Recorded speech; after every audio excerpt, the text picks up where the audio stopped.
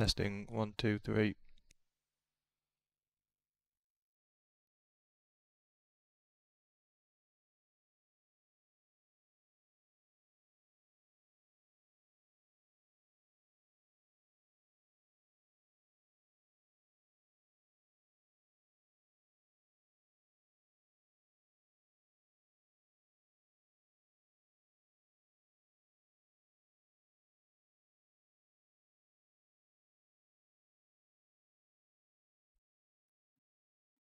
Test 1 2 1 2 test. Test 1 2 3.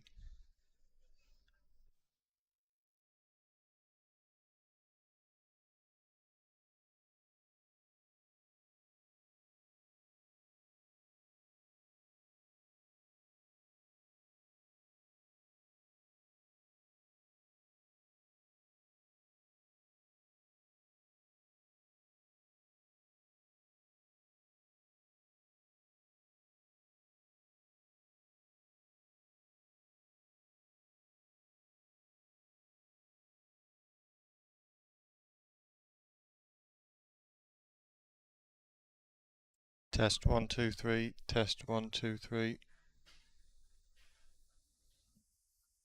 Test 1 2 3.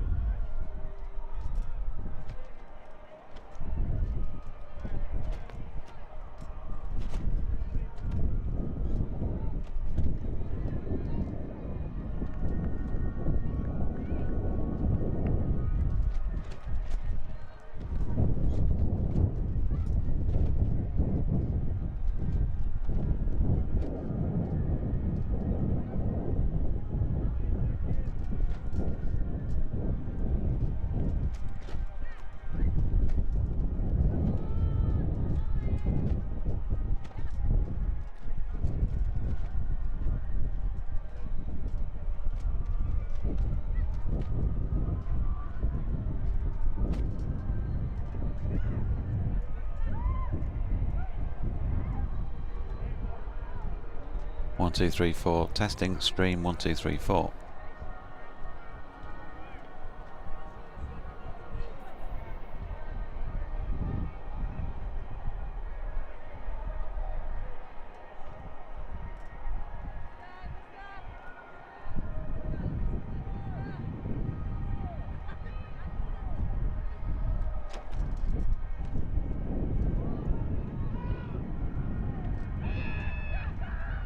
One, two, three, four, five.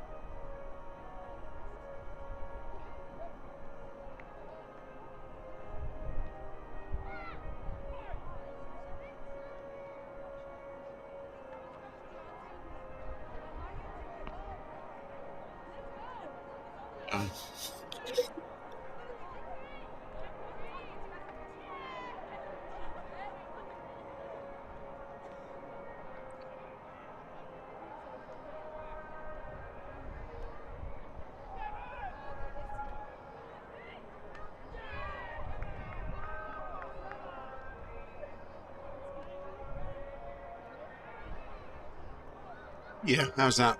Can you hear?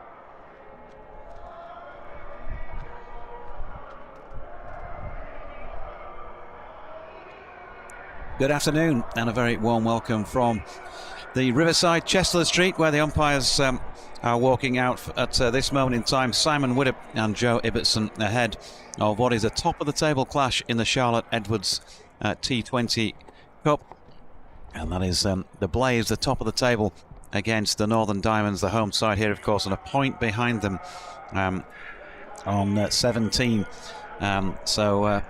Big game as far as both sides are concerned. The Blaze can pretty much put themselves in on finals day if they can get home in front here, and of course the Diamonds as well would be going a long way to getting towards next week's finals day if they could come up with the 4 points from the win here, possibly even more than that if they had a really good day. The Blaze making their way out onto the field. It's the Diamonds who won the toss. Holly Armitage, the Diamonds captain, has decided that it's a good idea to bat first here. Looks a lovely straw-coloured strip, beautiful day as well. Conditions perfect for a cracking game of cricket. It's not too hot out there. Still a little bit on the cool side, in actual fact, is the breeze, as the two Diamonds opening batters make their way out to the middle. They are, of course, Lauren Winfield-Hill and Leah Dobson. No surprise to you, I'm sure, that the Diamonds are unchanged from the team that beat Sunrisers over the weekend. There was talk of Alexis Tammy Beaumont and Nat Siver-Brunt being available and playing for Blaze today, but that is not the case. The Blaze came here and thrashed, of course, the Diamonds in the Rachel Hayhoe Flint Trophy several weeks ago now, but it's been a good tournament for both these sides. And the Diamonds certainly looking like a team who have got the ability to make it to finals day. They still have this and 2 more matches to come to be able to secure their place down at New Road, Worcester on Saturday week. Graham Orange and myself, Jonathan Doidge, with you throughout this one. We're hoping to be joined by some of the Diamonds representatives as well as the match unfolds. The Blaze team, by the way, lines up as follows: Marie Kelly, Michaela Kirk, Georgie Boyce, Catherine Bryce, Sarah Bryce keeping wicket, Nadine de Klerk, who wreaked havoc with the ball here against the Diamonds in that Rachel Hayhoe Flint Trophy game, Sophie Munro, Lucy Hyam, Kirsty Gordon, Josie Groves and Grace Ballinger. And it's Lucy Hyam who is going to be opening the bowling then from this Finkel end of the ground. And Lauren Winfield-Hill, doing a few stretches, will be on strike. So we're just about all set, waiting for 1 or 2 fielders to be adjusted positionally before things get going. Jo Ibbotson standing with her back to us at this Finkel end of the ground, and quite a few in already to come and watch this one. Of course, there is a men's match on as well a little bit later, with Durham taking on Lancashire in the Vitality Blast. First ball of the match, then it's pushed out towards point by Lauren Winfield-Hill. Dot ball. Afternoon, Graham. Hi there, JD. Hi everyone. A glorious day, and this should be a really cracking match between the 2 top sides in the Charlotte Edwards Cup. Ball number 2 is driven quite firmly out into the offside, but ends up with extra cover. There's no run, so the fielder's outside the circle. Long on, and a sweeper on the mid-wicket boundary. There's a short fine leg. Fielder a short straight mid-wicket, and then 4 in a ring inside the circle on the offside, as Lauren Winfield uses her feet to come down the pitch here and drives Hyam back past the bowler. So first runs of the match, a run of the match, going the way of LWH, who has come into this match well on the back of a 98 early in the tournament, brilliant 98 at Headingley. She's got 118 runs in total, which tells you that some of the other innings haven't quite gone as she would have planned. But we know what a quality player she is and how dangerous she can be, and she will be to the Blaze if she gets herself in here. And Leah Dobson, who's just propping forward to this latest delivery, she's got 114 runs to her name in the tournament so far, so it's been productive by the Northern Diamonds openers. Quiet opening over so far. 4 deliveries gone. In once again comes Hyam, and once more, bit of respect. Leah Dobson, who can't get it past the infield on the offside, and so there is no run.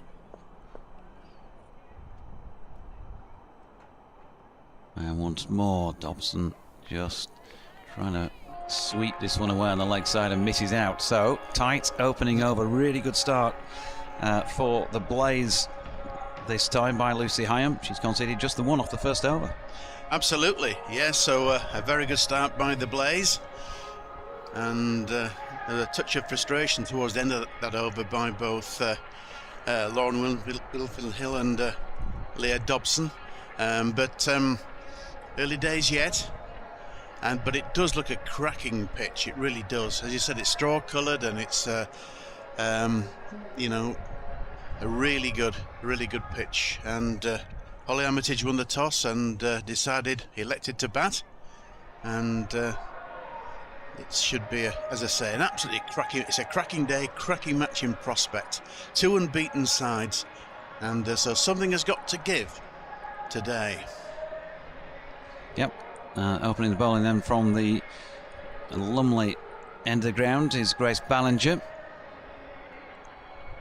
See, there is a bit of a breeze if you are watching on the streaming pictures. We're covering this, of course, on BBC Radio Leeds, on the BBC Sport app and website, but you can see evidence of breeze at the Lumley end of the ground with the black sheeting pulled over the side screen, just rippling in the breeze. So in comes Ballinger, left arm over the wicket, slants one across the face of Lauren Winfield-Hill, first ball, and has the beating of her. Good delivery. It was. Yes, left arm over to the right-handed Lauren Winfield-Hill, and that was a good delivery, and it wasn't, she played and missed, and it wasn't far off the off stump there, so a good start by Grace Ballinger. In she comes again then, listing slightly to her left as she prepares to get that left arm over.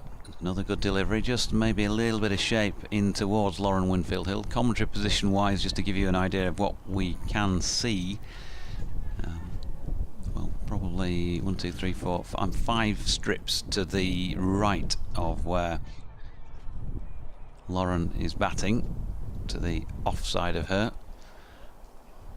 at this moment in time. So we haven't definitely not got a straight on view as far as any LBWs are concerned. There's just a stoppage in play here as Simon Widdop, who's the umpire standing at the Lumley end, he's asking the ground staff to go and move something. There's an issue that Lauren Winfield-Hill has highlighted here. Not sure what the problem is. Let's train the bins in on down the far end of the ground. Okay, so the girls themselves, Grace Ballinger included, has gone off down. It's something to do with the plastic tarpaulin at the far end of the ground that was laid on the floor. It was sticking up slightly. Maybe there's a bit of reflection from the sun, something like that on it. It's just got in Lauren Winfield-Hill's eye line. She's not happy, and well, you know what, with these things you might as well get it sorted before you play the next delivery, rather than wait and then walk out and say, well, I couldn't see that properly, because nobody's going to give you, the umpire's not going to call you back. No, is he? No, she's done the right thing there. She wasn't happy with something. It was the white tarpaulin that they've pulled clear now. I mean, whether her arm was coming down so that the white ball came out of the white tarpaulin as well, I don't know, but that's been cleared, and hopefully we can resume fairly quickly. Yeah, so both these sides have won 4 matches each so far. As I was saying at the top of the piece, the Blaze have an extra point on this point system, which says that, he said if he can find the relevant details, the format is that teams get 4 points for a win, but they also pick up a bonus point if the winning team's run rate is 1.25 or greater times that of the opposition, which is what leaves the visitors here, the Blaze, ahead of the Diamonds. They've both had 4 wins. The Diamonds have picked up 1 bonus point, and 2 for the Blaze, so 18 to the Blaze and 17 to the Diamonds. Are still sorting out the covering at the far end, the sheeting, the ground staff. So those 4 wins for Blaze so far, 5-wicket success against the South East Stars. Beat Thunder by 3 wickets. Central Sparks by 56 runs, a crushing victory, and another big win as well, 5 wickets against the Southern Vipers. So they're not top of the table for nothing. Diamonds have done it a little bit tougher, but they've still managed to win all their 4. Beat the Storm by 32 runs, very comfortable. A 3-run win against the Central Sparks. 2 wickets off the last ball, of course, the other week against the South East Stars. And then another comfortable win against the Sunrisers at Headingley last Sunday. So the Diamonds won without loss. We are going to get play back underway here for ball number 3 of the second over. And it's Ballinger in and bowling to Winfield Hill, who pushes into the offside. Raises that back leg. No run. Yes, a rather sedate start by the Northern Diamonds. Just 1 run, and we've had 9 deliveries.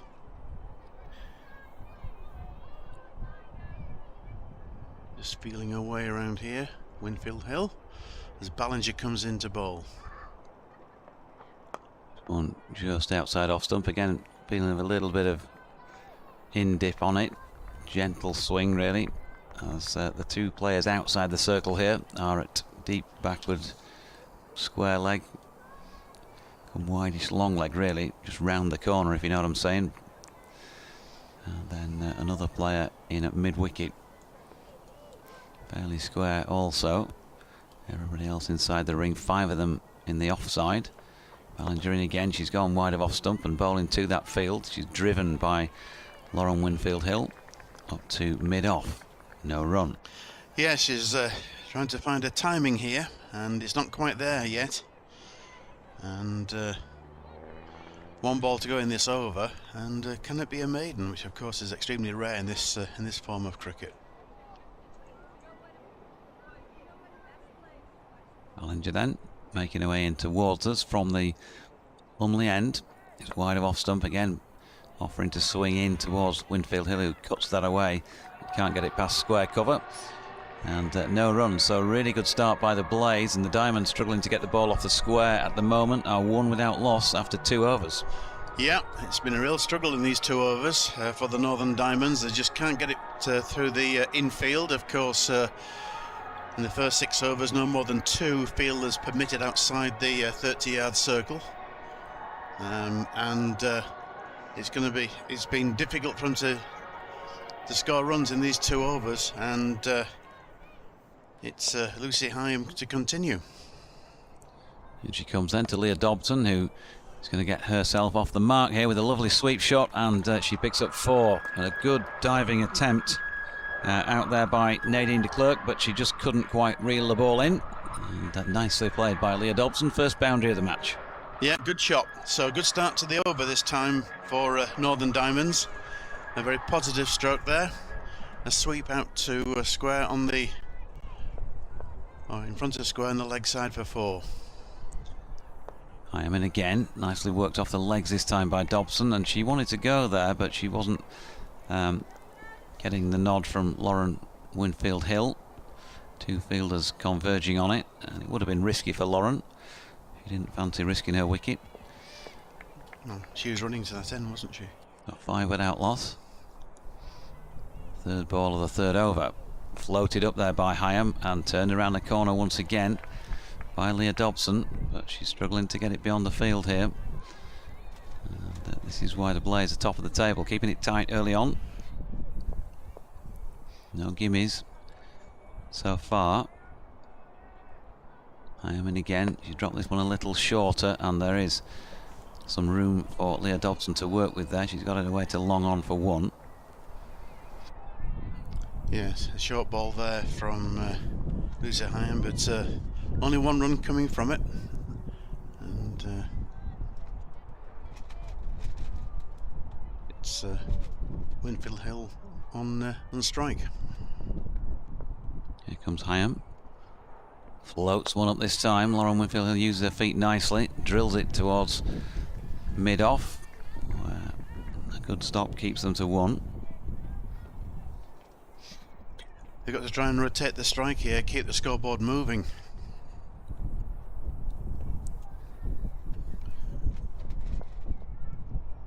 Hyam in again. Another floated delivery evidence of some turn from this off spinner, and Leah Dobson can't make contact, so they're struggling to make an impact at the moment with the bat. One off the first over, made in the second, and just the 6 off over number 3, halfway through the power play, 7 without loss. Yeah, it's been a bit of a struggle so far. Early days, of course. But we have Winfield Hill, who'll be on strike, and she's on 2, and Leah Dobson on 5. And it's still going to be Grace Ballinger bowling from the Lumley end, left arm quick, and over the wicket to the right-hander. Ballinger in the first ball of the over then. Lauren Winfield Hill pulls that one out through mid-wicket.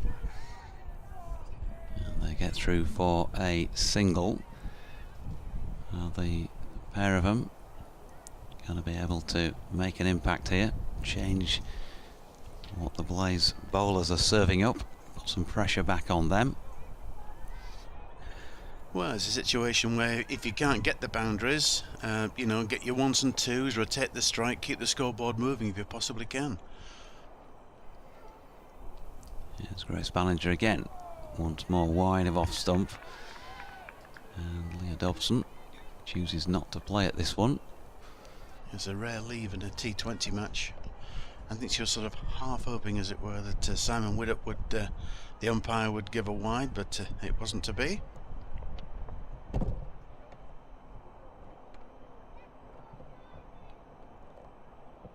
Here comes Ballinger again, and Dobson tries to pull this one again. It's wide of off stump, and Grace Ballinger, it's pretty obvious what the plan is here. She's just bowling it about 4th, 5th stump.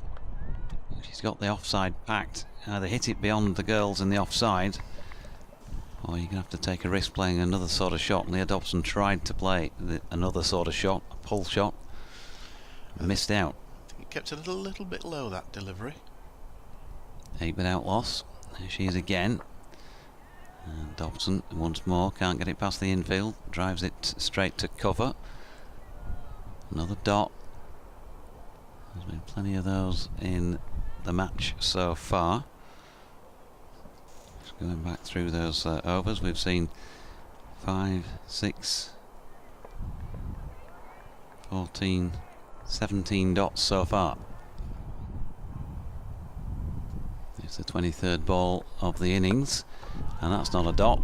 That's been lofted out over extra cover, played very nicely off the middle of the bat. Shot was intentional, just leaving it over the top there, Leah Dobson, and she's helped herself to what is her second boundary, the team's second boundary, the 12 without loss. Yeah, it was in the slot there, and she took advantage, Leah Dobson. Just put it over the heads of the infielders, and 4 runs. Good shot.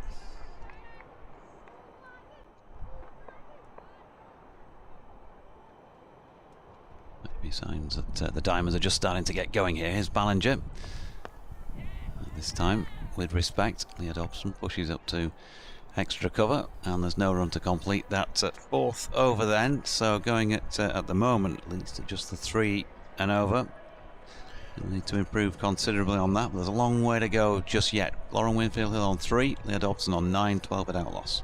Yep, so a steady start by the Northern Diamonds in this, well, I suppose, crucial match between the two teams at the top of the Charlotte Edwards Cup. And feeling their way around. As you say, it's a long way to go. I think there could be a change of bowling here at the Finkel end. Yeah, Nadine de Klerk, who figured heavily in the Blaze win against the Diamonds with the ball earlier in the season. That was in the Rachel Hayhoe Flint Trophy, of course, the trophy that the Diamonds are defending. They've never won this one.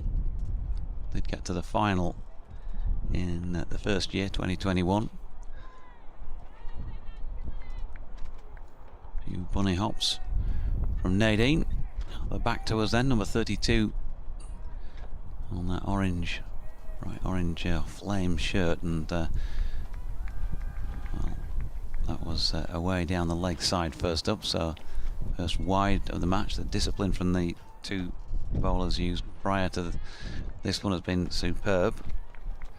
And that is the reason, one of the reasons why the Diamonds have been unable to really get going fluently in the early stages. But they've still got all 10 wickets. Here's de Klerk again.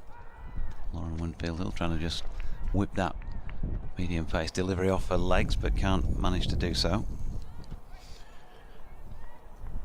Yeah, it was the first extra of the innings, wide, and the first delivery.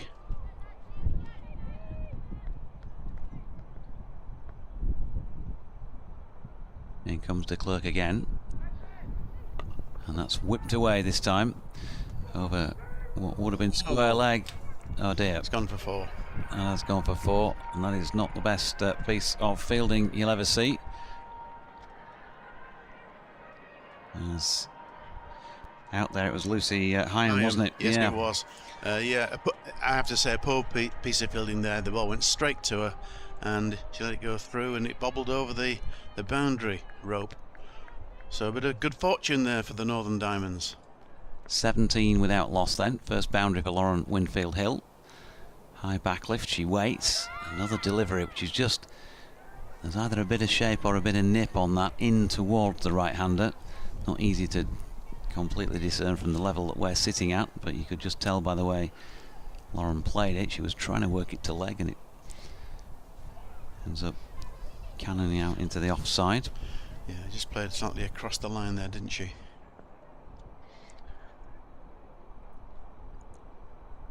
Here comes de Klerk once again. Nicely played down the ground this time, and a diving attempt at mid-on is not going to stop that one.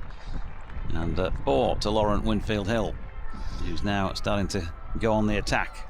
Yeah, starting to motor now, and this over by Nadine de Klerk, it's being punished really.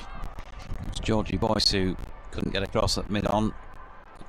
Diving attempt. 21 without loss.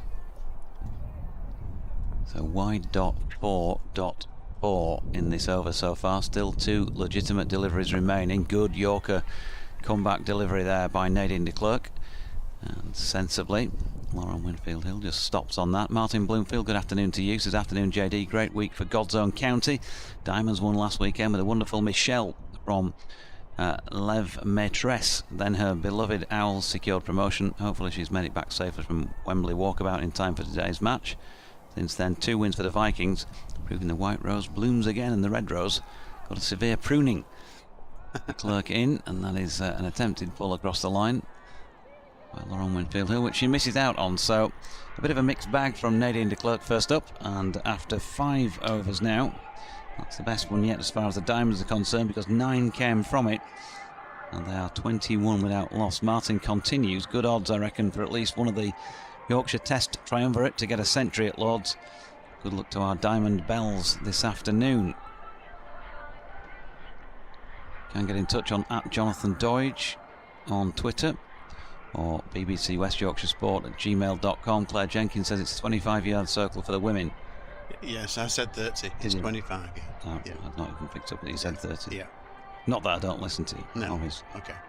But thanks, Claire.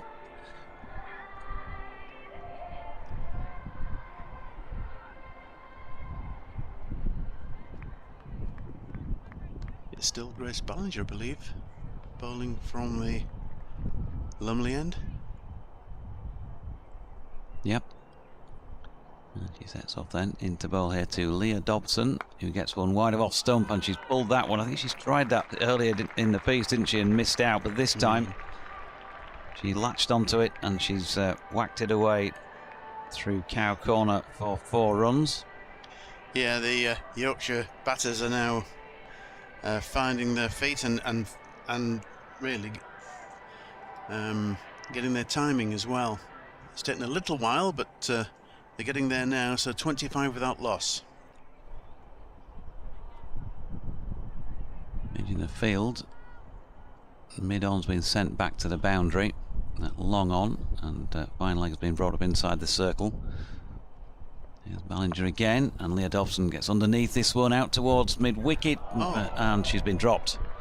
She's been put down out there just in from the boundary edge.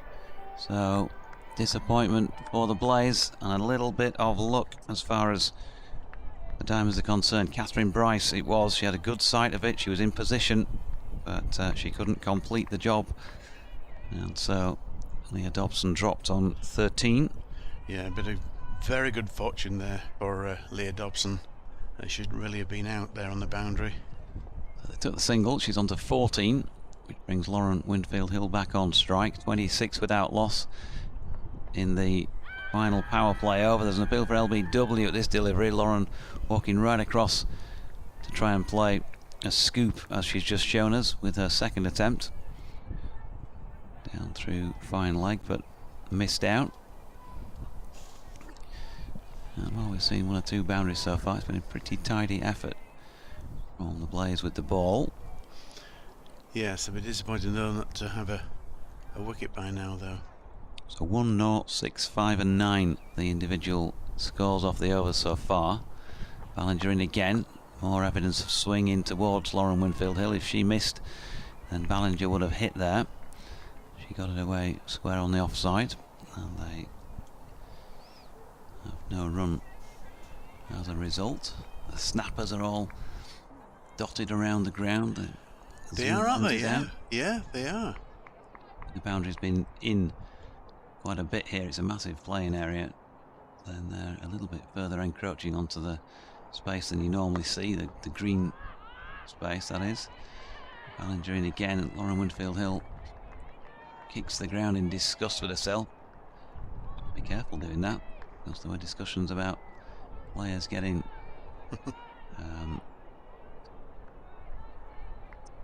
disciplinary action taken against them in the men's game here recently because of such incidents. But you can see why she was frustrated, because she tried to play a shot and couldn't time it. 26 without loss. Ballinger in again. Off swing. Down on one knee. Lauren Winfield Hill tries to play that little paddle backward of square and kicks the ground again. She's frustrated with herself. She is. 26 without loss at the end of the power play.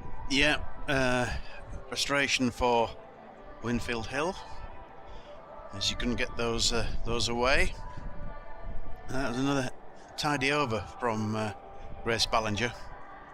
So 26 without loss. Winfield Hill is on 11. Leah Dobson will be facing the first ball. The next over is on 14.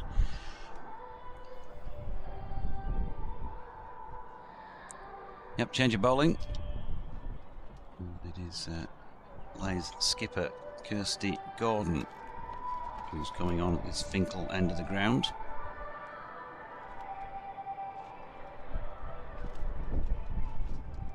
Over number 7. Long on's been sent out. And now 2 outside the circle, deep on the onside. Cow corner. Square leg. In she comes. Left arm round the wicket. And that's flicked away square on the leg side where Hyam does the fielding.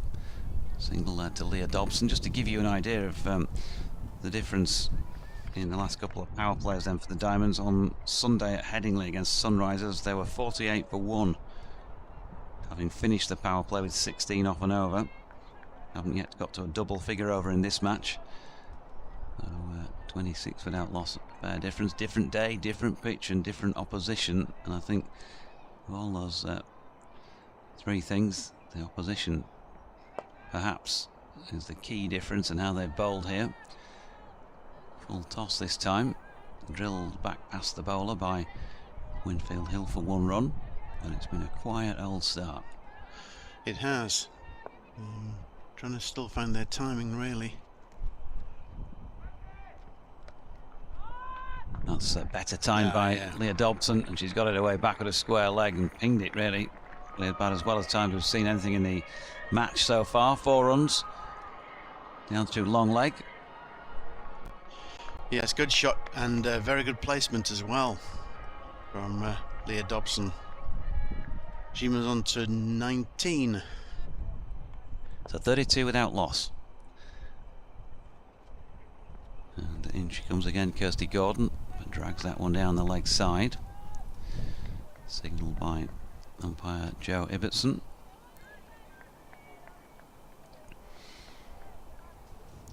lot of spectators dotted around away on the pavilion side of the ground here. 1 or 2 away to our right as well, and she's in and bowled up. Leah Dobson has been bowled by Kirsty Gordon, sneaks one through a full-length delivery, possibly Yorker length, and the Diamonds have lost their first wicket with 33 on the board after 6 overs and 4 balls. It was a full-length delivery, and seemed to play across that, and is almost Yorker length really. But it snuck through the defenses, and Leah Dobson is making her way back to the pavilion. And Holly Armitage, the captain of Northern Diamonds, is making her way to the middle.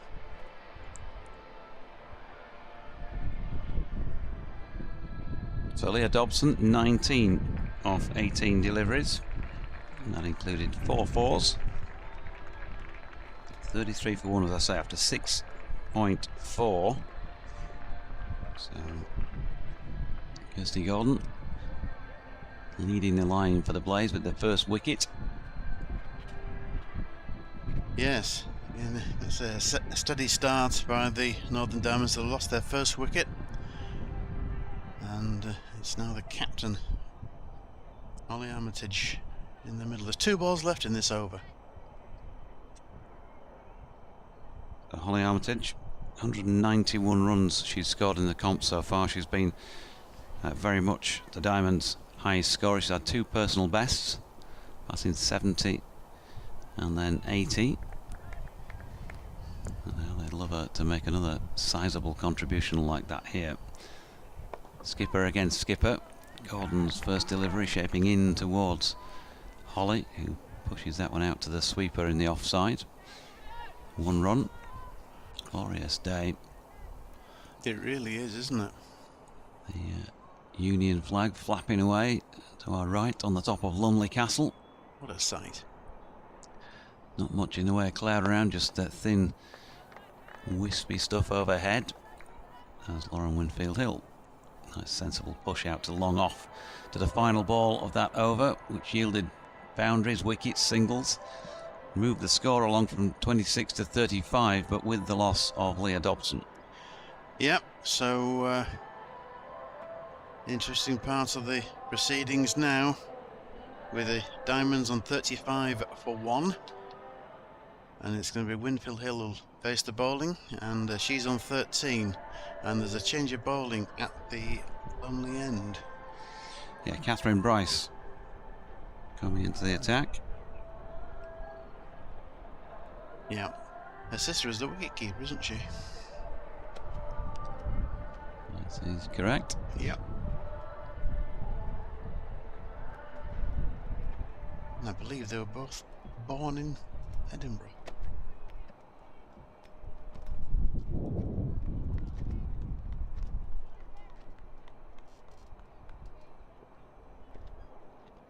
They're coming into ball now from the Lumley end. Right arm over. Gentle medium pace flicked into the leg side by Lauren Winfield Hill for a single first up. Catherine Bryce, as you say, 25 years of age, born in Edinburgh.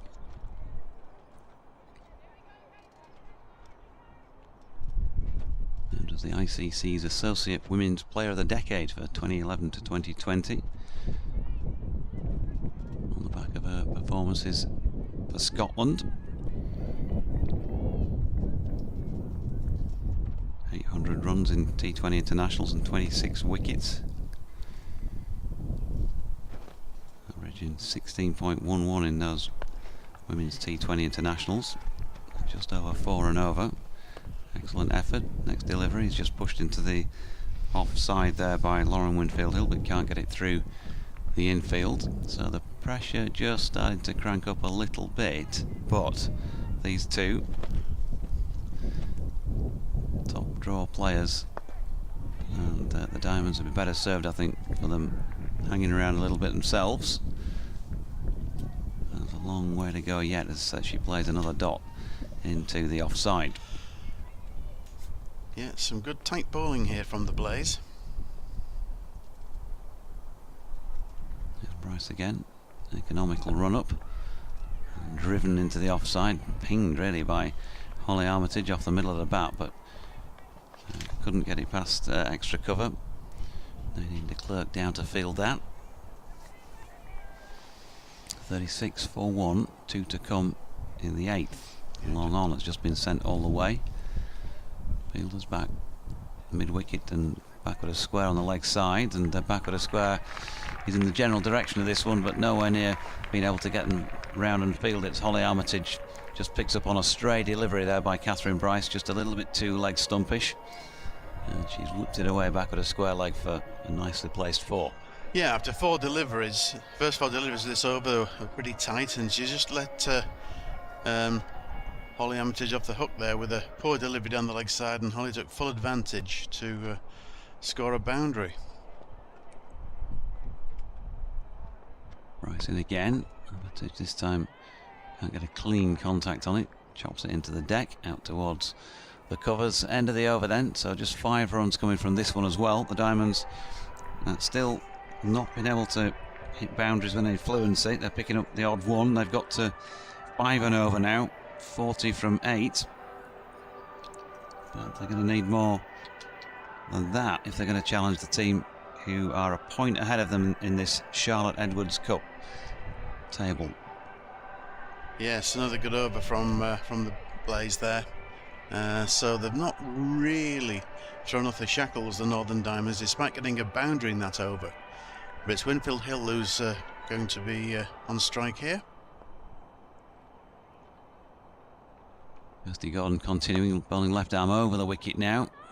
Hit into the onside this time by Lauren Winfield Hill. And they're going to get back for 2. Yeah, good running there. Yeah, Holly Armitage coming back to the danger end. Back to self. Winfield Hill on to 16.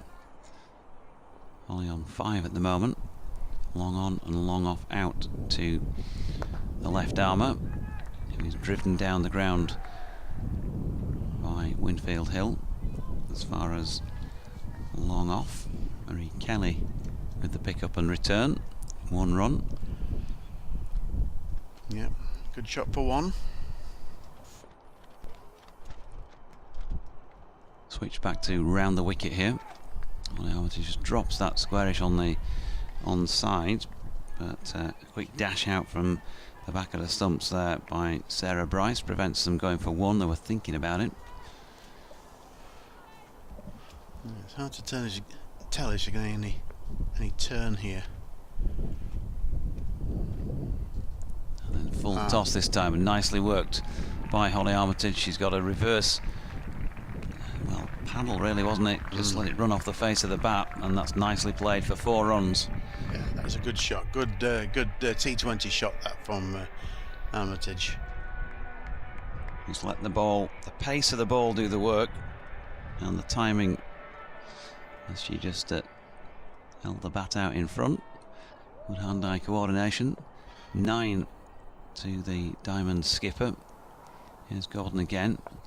This time Holly pushes into the offside, calls Lauren Winfield Hill through, and she gets the affirmative from her partner, and then puts the thumb up, having completed a single. Yeah, good run, but I thought the Blaze feeling there was a bit lax. I thought there was definitely a possible run out there, but 1 run to the Diamonds. 48 for 1. Winfield Hill on strike, lofts this one out towards long off, where Kelly will field and return. Good piece of fielding this time by Marie Kelly. You had to make quite a few yards round to her left. They were thinking about a second, but she got the throw off, and that prevented it. 9 overs complete then.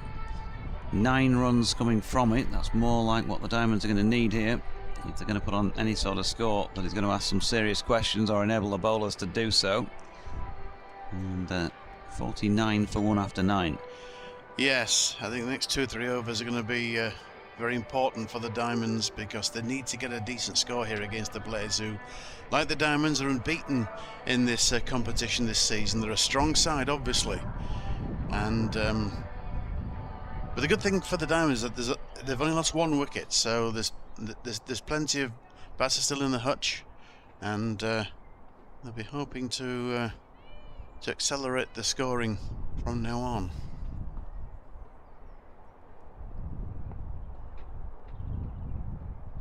Yep, Bryce continuing at the Lumley end, and lofted first delivery by Lauren Winfield Hill back over the head of the bowler. They're thinking about 2, but they're not going to take it. A good piece of fielding there by the Blaze.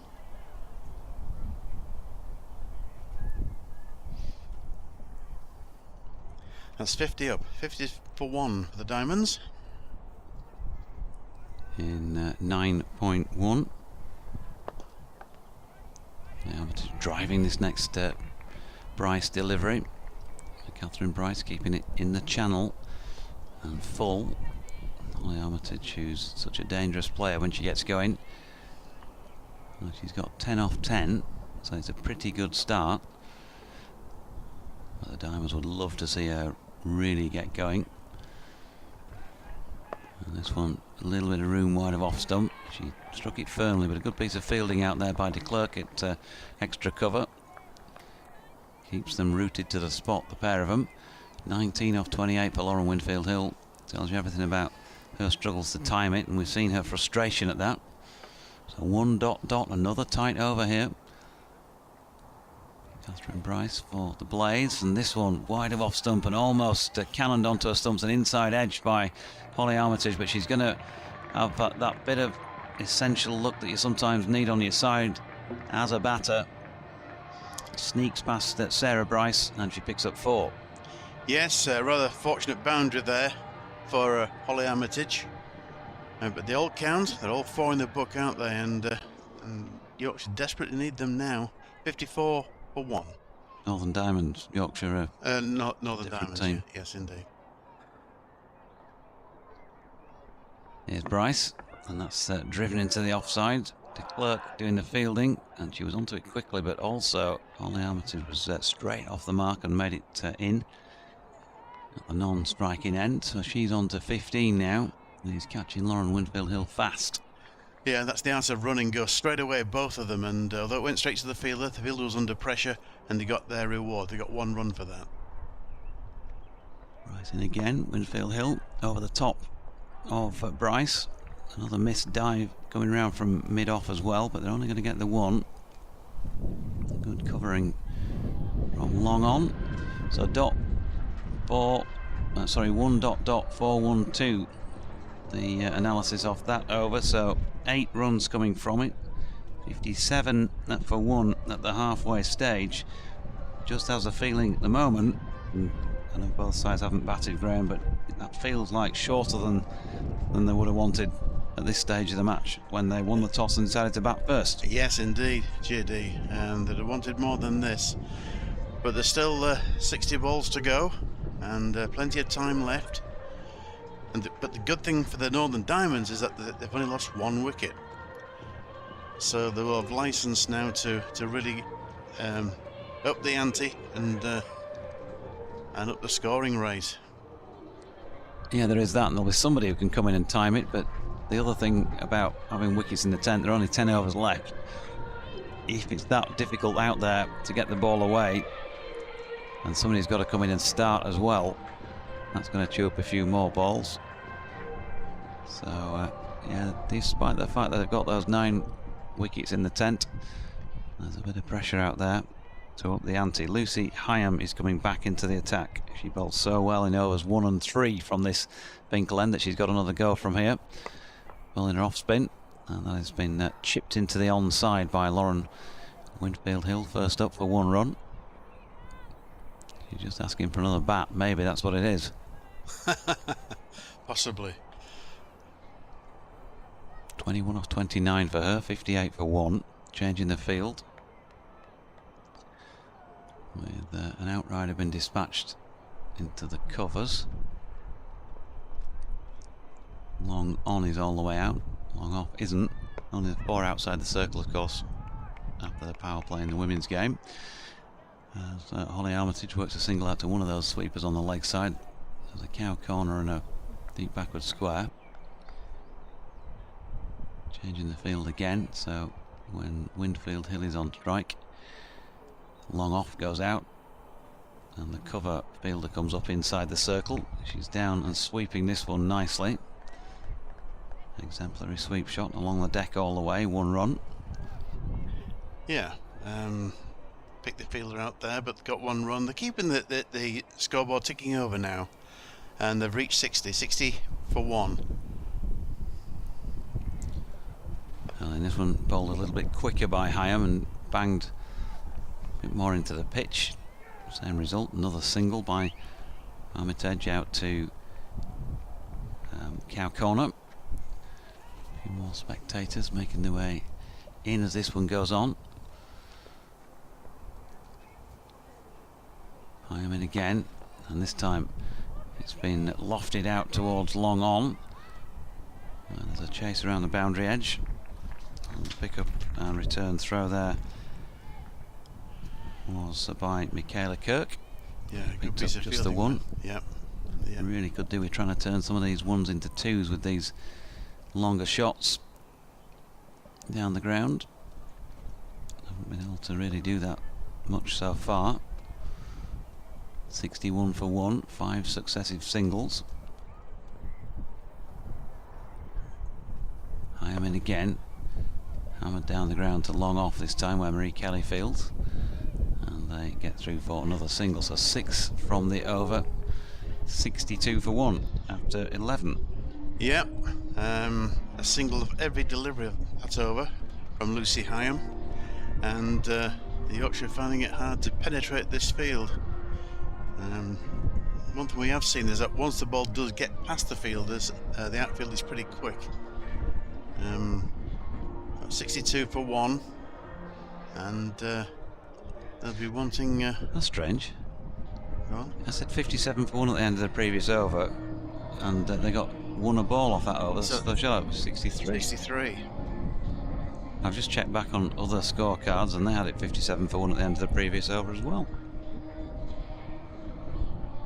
That's what it's showing on the scoreboard. 62 for 1 after 11 overs. I think. Is there a change of bowling here, JD? Yeah, but I'd like to see the score right first. Yeah. Before we worry about that. Always good to see the board correct.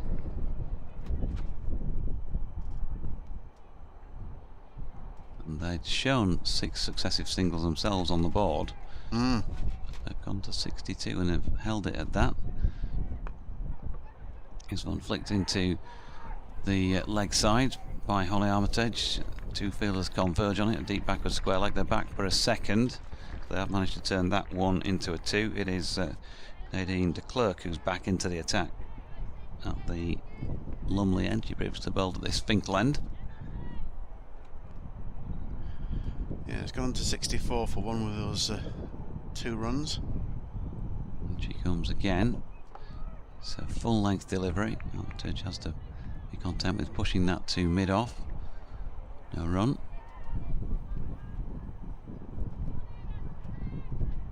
Yeah, it's been a stuttering sort of innings so far by the Northern Diamonds.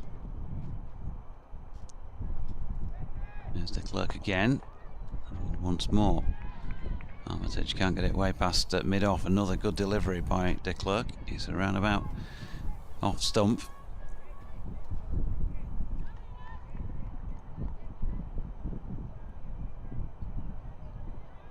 They still persisted with what must have been 62 at the end of the last over on the board, because they're still at 64. So take it that we'd made a mistake and that there were only 5 runs scored from it. I thought they scored off every ball. I thought they did. Armitage drives one down the ground, and Lauren Winfield Hill has to duck out of the way and take evasive action. Down to long on for a single. So 2.1, another good over as far as the blade's concerned.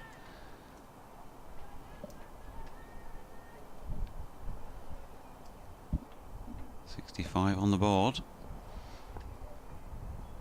We think it should probably be 66. De Klerk is in, and Winfield Hill has a little swipe at this one. Prettiest of strokes, but effective enough because she's got an inside edge on it down to fine leg for 4. Yep, rather fortunate, but that's what happens in T20 cricket. The The bowler was very unfortunate there, but it's 4 runs, and Winfield Hill goes on to 27 of 33 deliveries. And they're still saying 69 for 1. This is weird. As this is dropped into the leg side by Winfield Hill. There's a throw down at the stumps by Sarah Bryce coming round from behind them. They get through for 1 run.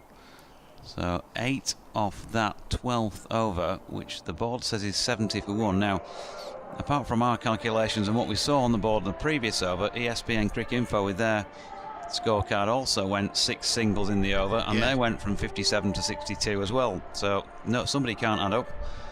So I reckon the 71 for 1, or somebody's got to go back and adjust them and take one off somewhere for some reason. Yeah, that's what the scoreboard is showing, 70 for 1. Winfield Hill is on 28, and Holly Armitage is on 21. And we've had 12 overs, so 8 to go. Change of bowling at this Finkel end of the ground. It is Josie Groves, who we've yet to see in action in this match. Right arm over. Bowling here to Lauren Winfield Hill, tosses that one up first ball, and Winfield Hill drives it up to long off for a single.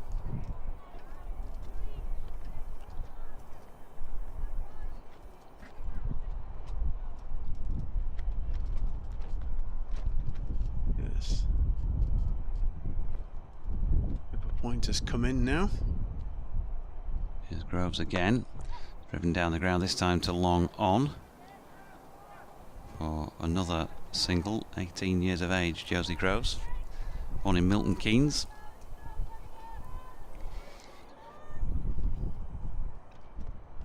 Flipping the ball from right hand to left.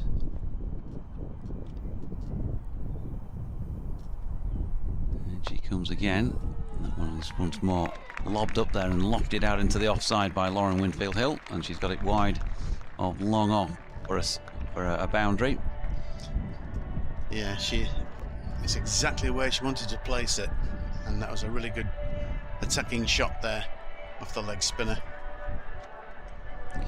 And Josie Groves has been playing for the England women's under-19s earlier in the year. Only appearance in this competition so far this season. She took 1 for 14 at Derby against the Vipers just the other day. She floats another one up here of her leg spinners, driven up to long off by Lauren Winfield Hill for another single. So 7 off the over so far.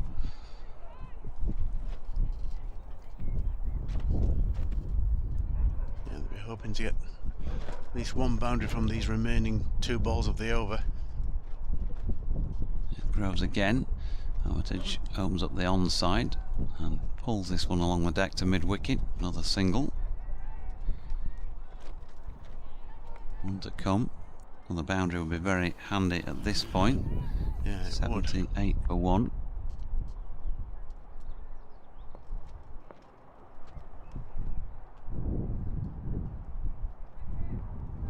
In she comes once more, and that's chipped away out to long on. Kelly's been pretty safe out there, and she does the fielding. So 9 off the over. Now I reckon they've adjusted that score, Graham. Have they really? I think so. Let me just go back and check again. You know, it's 13 overs gone. Winfield Hill is on 35. Holly Armitage is on 23. The scoreboard is showing 79 for 1.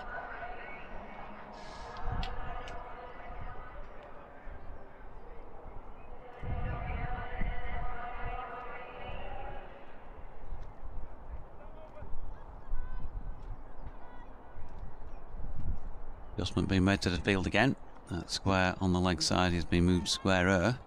Is this Kirsty Gordon the coming on? Boundary edge.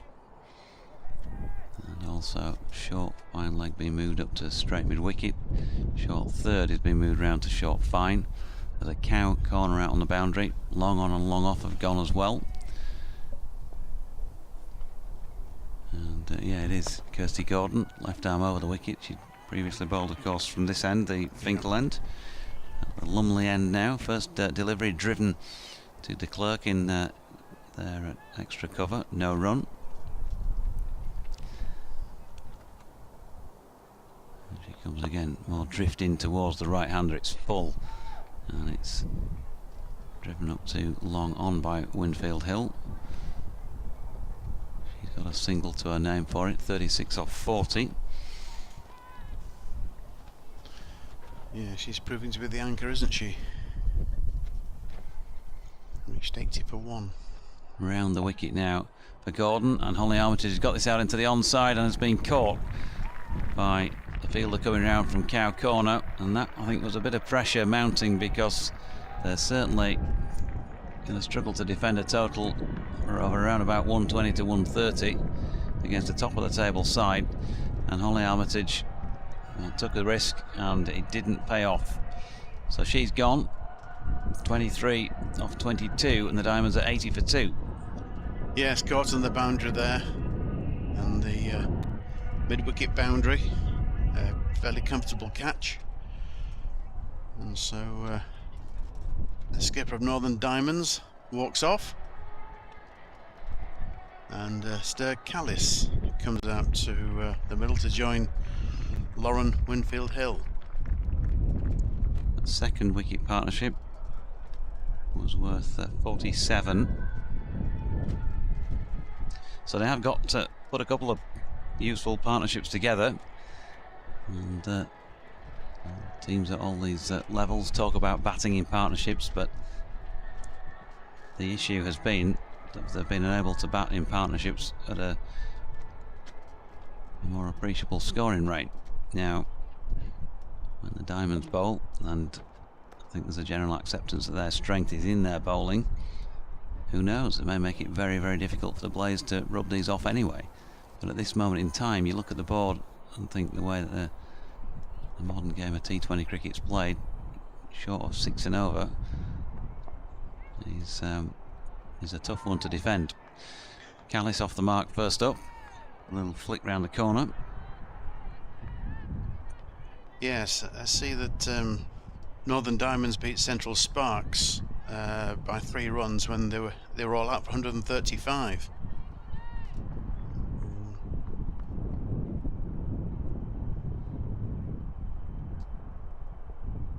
81 for 2, Winfield Hill on strike. A bit more drift in, a full toss this time by the Blaze skipper, but she gets away with that because it was flat batted out into the offside. Dot ball. Here comes Gordon again, and Winfield Hill. She'd raised her head, lifted her head before that got to her, and missed out once again, so another dot. So 14 overs complete, and just 2 runs from that over. Only 81 on the board after 14. A very, very good over for the Blaze. So the Diamonds are 81 for 2 after 14 overs, 6 overs left, and they need to get a move on now, they really do. Substitute fielder, by the way, was the fielder who caught Holly Armitage. No name given for that. I hadn't noticed actually that anybody had come on for the Blaze as a sub, I must confess. I think it's Lucy Hyam still to continue from the Finkel end. So 6 overs I should say, to put themselves a score on the board that is really going to try and challenge the team at the top of the table. And Stir Callis, well, she's been given a Stir Callis on the scoreboard, but I'm thinking, is that really Stir Callis? Is it? I think it is, you know. I think it is Bess Heath. Right. Yeah, thought so. Right. And she walked out, but the board said it. Mm. And it is Bess Heath, number 25, and not Stir Callis. I'm going to say I think that's a pretty good move by the Diamonds, as they get another run on the scoreboard there with a sweep by Lauren Winfield Hill, because, again, speaking to Stir after she got runs at Scarborough in the Rachel Hale Flint Trophy, For those who watched lots of the Diamonds and lots of stir, they said that she's better suited to the longer form rather than the shorter form of the game. And Bess Heath, who's just tried to get one away through the leg side but couldn't, well, she batted well also at Scarborough that day and would be, if you like, more free scoring, more aggressive when she comes out. A good move getting in when she did, and there you go. There's the aggression. She's absolutely pinged that one away straight through the fielder in the covers, who'll be disappointed with her effort in not being able to reel that one in, Sophie Munro. And it's gone for 4. They need a few overs of this, the Diamonds. Yeah, I seem to recall last Sunday that Bess Heath actually batted pretty well at Headingley, and seemed to be, you know, very busy at the crease. Yeah, 31 off 14 last weekend against the bottom of the table Sunrisers. And top of the table the Blaze this afternoon here at Chester Street. Some adjustments. Both fielders on the boundary on the onside have been moved a bit squarer, but that's not going to come into play here because Lucy Hyam has given Bess Heath some room outside off stump, and that's folly, isn't it? Having seen the ball before and the shot that was played, and she's crashed this one away through extra cover this time. A little bit straighter than the previous shot. Now fielder in the way of that one, and 4 more. Yeah, this is more like it, isn't it? This is the impetus that they really need here, the Diamonds. There's been a super effort with the ball here by the table toppers, and it was a super effort. First couple of overs by Hyam from this Finkel end. She wasn't then bowling at Bess Heath. What has she got as a riposte here? She's bowling round the wicket, and that was a good end to the over, but 10 coming from it. 91 for 2. Yep, as you say, 10 off the over, and so a bit more impetus for the Northern Diamonds. The opening batter, Winfield Hill, is still out there in the middle, 37 not out of 43 deliveries. But there's only 5 overs left now. We've had 15, just 5 overs left, and they need to go on to the attack now. And it's going to be Winfield Hill to face the bowling. I think it's little Kirsty Gordon at the Lumley end.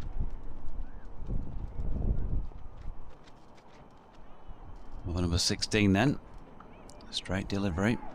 Angled in with that little bit of drift that she gets. The left armour. Winfield Hill pushing a single out into the offside. You're listening to BBC Radio Leeds coverage of this Northern Diamonds versus the Blaze. At the very top of the Charlotte Edwards Trophy table, the visiting side here, as Bess Heath pushes one into the onside, takes on the field and gets through for another single. Graham Orange and myself, Jonathan Dodge, hoping to be joined by some of the Diamonds contingent who have travelled.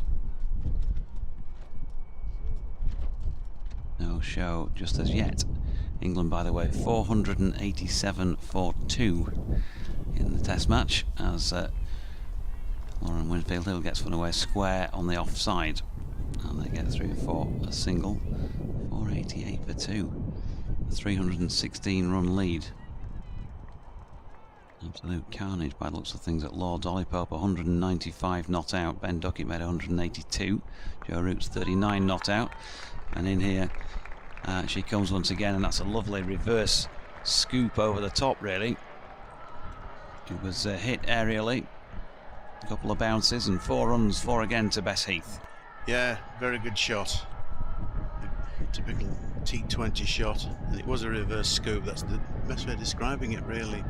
Over the heads of the infield and over the boundary.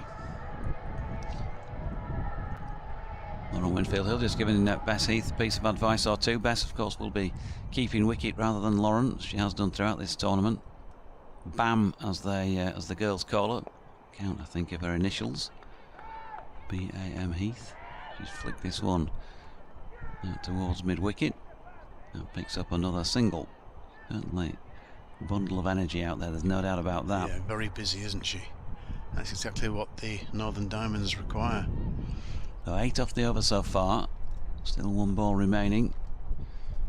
25 remaining in the innings. 99 for 2. Gordon in again, whipped off the legs by Winfield Hill. And just the 1 run. But a useful over nonetheless. And 9 runs coming from it. And exactly 100 on the board after exactly 16 overs. Yes, it's been a bit of a struggle. There's been the odd 4 here and there. But all in all, you have to say that the Blaze have bowled really well. On the whole, they've fielded well, but there's a couple of 4s through that should have been stopped. But Winfield Hill is on 40 now. Bess Heath on 16. Only 9 deliveries, and 100 for 2.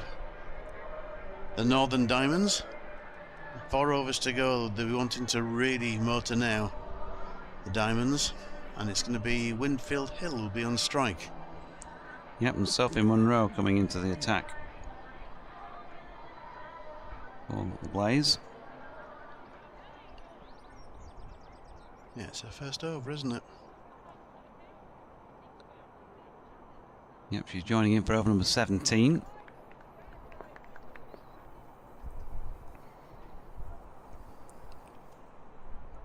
So in she comes, right arm over the wicket, and wicket, first ball. But it turns out it's a good change. Lauren Winfield Hill stepping across and trying to scoop that one out over her left shoulder, but misses out. 40 off 47 for Lauren, and the Diamonds 100 for 3. Yes, first ball of the over, first ball of the match for Sophie Munro, and it's the prized wicket of Lauren Winfield Hill. Yeah, steps across onto the offside, tried to scoop it, but was bowled. Measures the length of that ball there. So Chloe Tryon will be trying to get some serious runs on the board in these final few overs. 16.1 gone when that wicket was taken. The third wicket yielded 20 runs.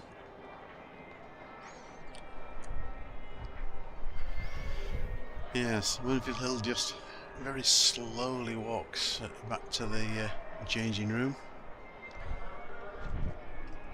Good start by Sophie Munro, 21 years of age.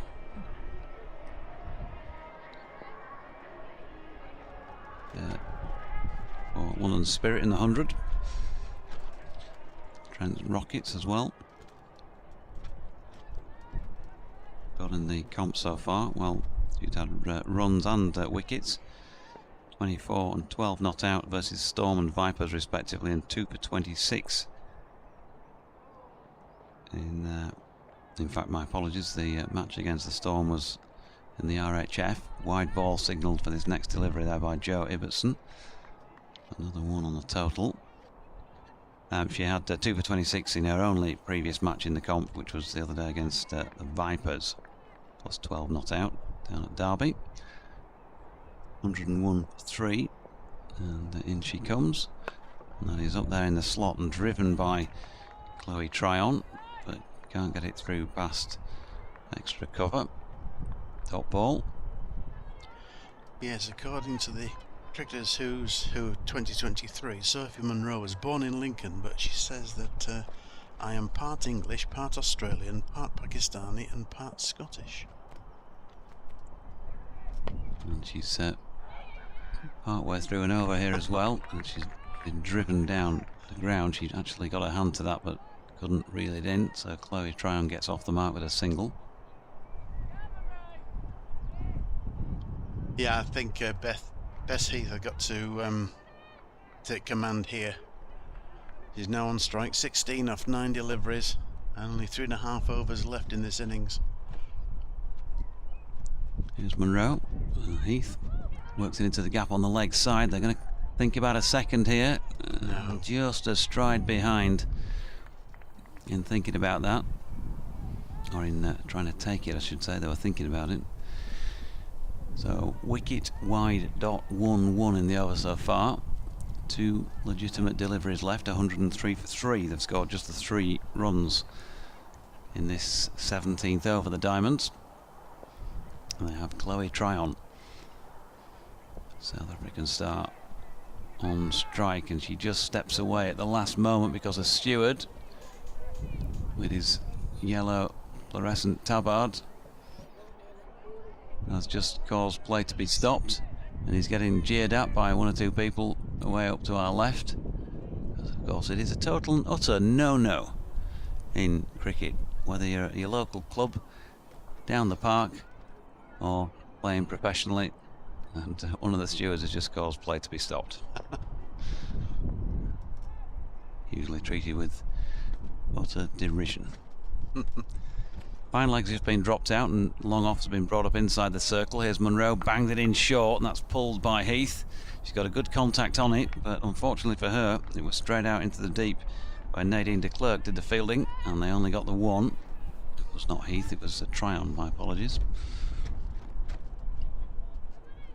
Yeah, good shot for 1.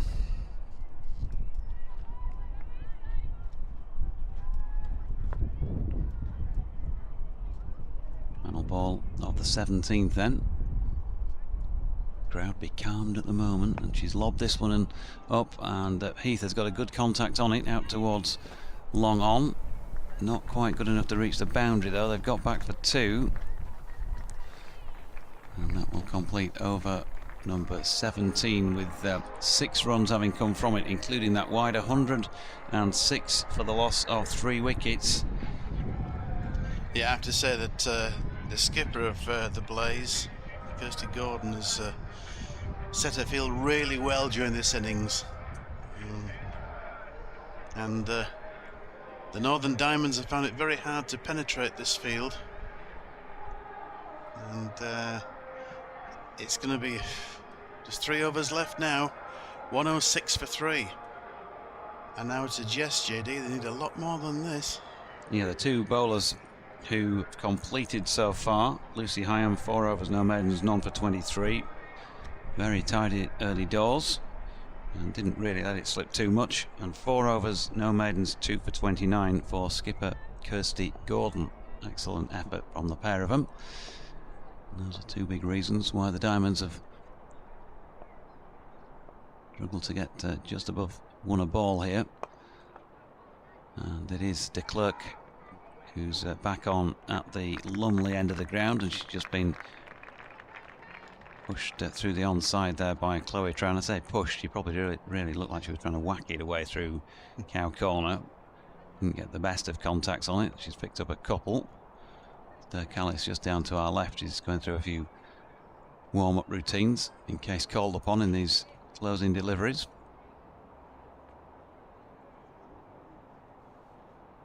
There's a deliberation now between bowler and skipper.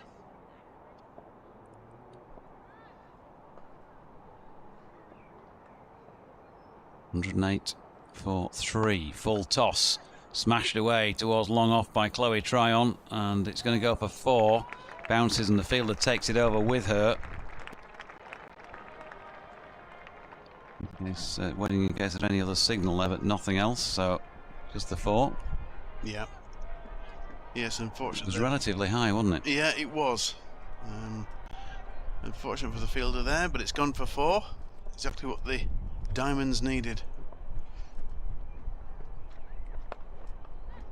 Tryon on the attack again. This one just wide of off stump, and she's smashed it away backward of point this time for another 4. So at last the Diamonds are finding the boundaries with a bit more regularity.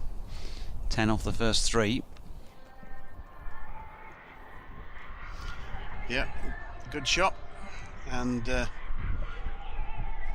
so the acceleration is now, of course it has to be, there's only 2.5 overs left.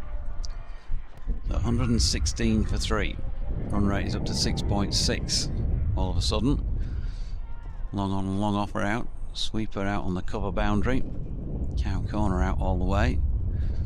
The 4 fielders outside the circle. And Tryon steps back into this de Klerk delivery, and it's got it away to cow corner. Anywhere else 5 yards either side and beyond would have been a boundary. Unfortunately, she picked out the fielder. 117 for 3. 11 off the first 4. Bess Heath waits then. In comes Nadine de Klerk. Looks like it's out of the back of the hand, and it's a long way up in the air from Heath. There's a catcher underneath it, and it's taken. And that's a good catch in the end. It would have been swirling around a little bit in the breeze here at the riverside, and so the Diamonds have lost the 4th wicket. It's the dangerous Bess Heath, but it's been a good little effort from her, scoring. Got 170 plus 19 she made off 12 deliveries, and it's 117 for 4. Yeah, I enjoyed that innings from Heath. Very busy at the crease, as she was last Sunday against Sunrisers, and she's given this innings a bit of momentum, really. But just one hit too many there, straight up in the air, and it was a good catch, because as I said, JD, it was swirling around, and that was a good catch. So the Diamonds have lost their 4th wicket for 117, and there's 1 ball left in this over. And it is Stair Callis who has come in then at this stage.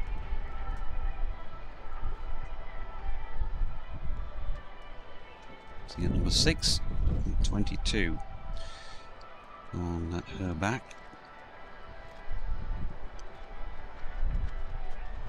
Will de Klerk save up to her first delivery. Chloe Tryon 13 off 7. Just waiting on details of the catcher there.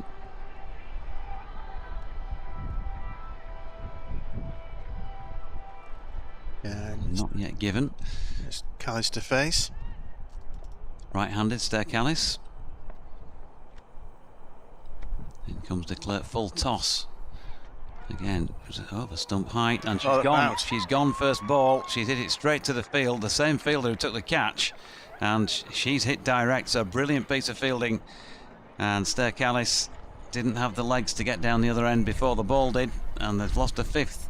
But the main thing really for the Blaze here is that they've managed to get out of an over which was costing them 11 after 4 deliveries by costing them 11 after 6 deliveries. 2 runless balls, and the Diamonds 117 for 5 after 18. Yes, a poor finish to the over there for the Diamonds.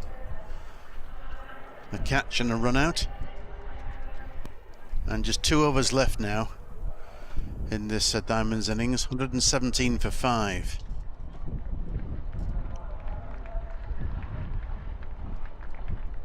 Could be Catherine Fraser coming out now, I think. Yep. Yeah, it is. So this innings is stuttering to the end.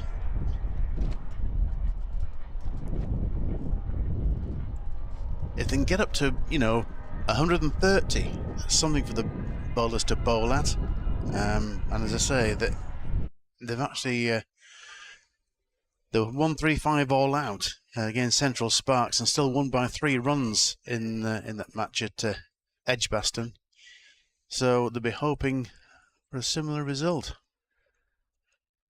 Lucy Hyam, by the way, was the catcher of Bess Heath, and also applied the throw, I believe. It was the same fielder, unless there was a change when I was writing my scorecard out. I think it was Lucy as well who would hit direct there to run out Stair Callis. So Sophie Munro to bowl what will be the last over from the Finkel end. Bowls wide of off stump there, and Fraser misses out. Trying to get that one past the infield on the offside. They've got 4 inside the ring, plus long off outside it. Long on just down to our right. Cow corner. Square leg is back on the boundary, and a short fine leg. Now in court sub, it's saying on Graham's. And Stair Callis was run out by Boyce, and that's now been changed to Gordon, so there's not much in the way of conviction about who's been doing what out there, and I accept that there's not that much way in conviction from myself either, as that's driven down the ground by Catherine Fraser to get off the mark.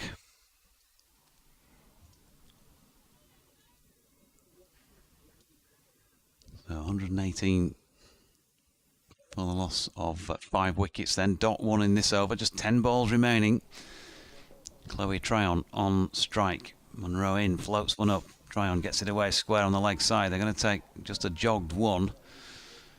You know what they say about running that first one hard. You never know. Fielder might just, we've seen a few mistakes in the field, might just fumble it. Yeah. Might be able to get back for a second. Put some pressure on if you can. It puts the pressure on the fielder, absolutely. And you've got to do that now, surely. Just, what, 9 deliveries left? And she comes again. And this time Fraser just adjusts that body position nicely to get it away out into the deep on the leg side. But again, there's that. If you're going to hit it well, then try and hit the gaps. If you're not going to hit it that well, then why not just drop it in? There's a long way back to the boundary. If you can just push that maybe 20-25 yards, there's every chance you could get back for a 2. Yeah, absolutely. Instead of hitting it sort of 40 yards, which means that the fielders can get in off the boundary and cut that off for the single. 120 for 5. Tryon on strike, and she's hammered that down the ground. And no need to be thinking about pushing for a second run there, because she's 1 bounce 4 straight back over the bowler's head. Yeah, good shot there. Really was. So 124 for 5. And we've got 7 deliveries left. Here's Monroe.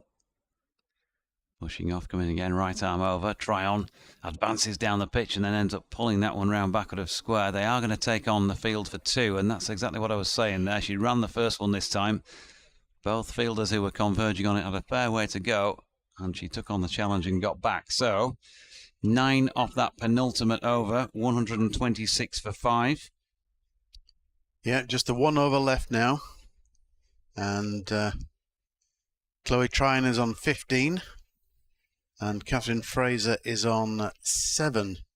And they've got to go for it now in this last over. If they can get to, for example, 135, that was a winning score, as I keep saying, against Central Sparks on the 23rd of May. So Nadine de Klerk to bowl the final over from the Lumley end then. First delivery, there's an appeal for LBW. Ball looks like it's heading down the leg side. Catherine Fraser just doubled over in taking that one on the pad. So a dot off the first ball. Good start by de Klerk. Bowling figures, by the way, for the Blaze. Lucy Hyam 4 overs for 23. Grace Ballinger 3 overs, 1 maiden, none for 10 as de Klerk comes in again. And Fraser, I think that's straight back at the bowler. So another dot. And if Chloe Tryon is your major player out there, Catherine Fraser has got 7 off 3. Chloe Tryon been finding the boundary. Why not just drop one into the leg side and let her take the strike? That was a chance from that previous delivery. She's gone for it herself here as Catherine Fraser. She might find the boundary. Nope. Long on has done a bit of relay fielding. And they've got back for 2. So just 2 off 3 in this final over so far. The other bowling figures, Kirsty Gordon 4 overs, no maidens, 2 for 29 as I mentioned. Catherine Bryce 2 overs, none for 12. Josie Groves 1 over for 9. And Sophie Monroe finished with 2 overs, no maidens. I'm waiting for an update on their figures. I'll give you that when it comes through, because de Klerk's in. That's a slower ball looping up, and Fraser can do no more than push it out into the offside for a single. So not a single boundary in this final over yet, and that's to the credit of Nadine de Klerk. Chloe Tryon, 2 balls remaining. Can she find a boundary? Kick him on into the 130s. The Diamonds. Here's de Klerk. And she'd been bowled. Tries a sweep to a delivery about middle and off stump, and she missed it. And well bowled, Nadine de Klerk. A second wicket for her. And the Diamonds are just struggling to put on what you feel is going to be a match-winning score. I'm not writing them off in saying that, because it's there for them to win still with a side that can bowl. There's no doubt about that. It's going to be hard work, you would think, It says on the board that Fraser's been bowled, but it was definitely Chloe Tryon. And she's gone for 18. Yep, a big swipe across the line there in the final over of this innings by Chloe Tryon. And it's Lizzie Scott who comes out to the middle.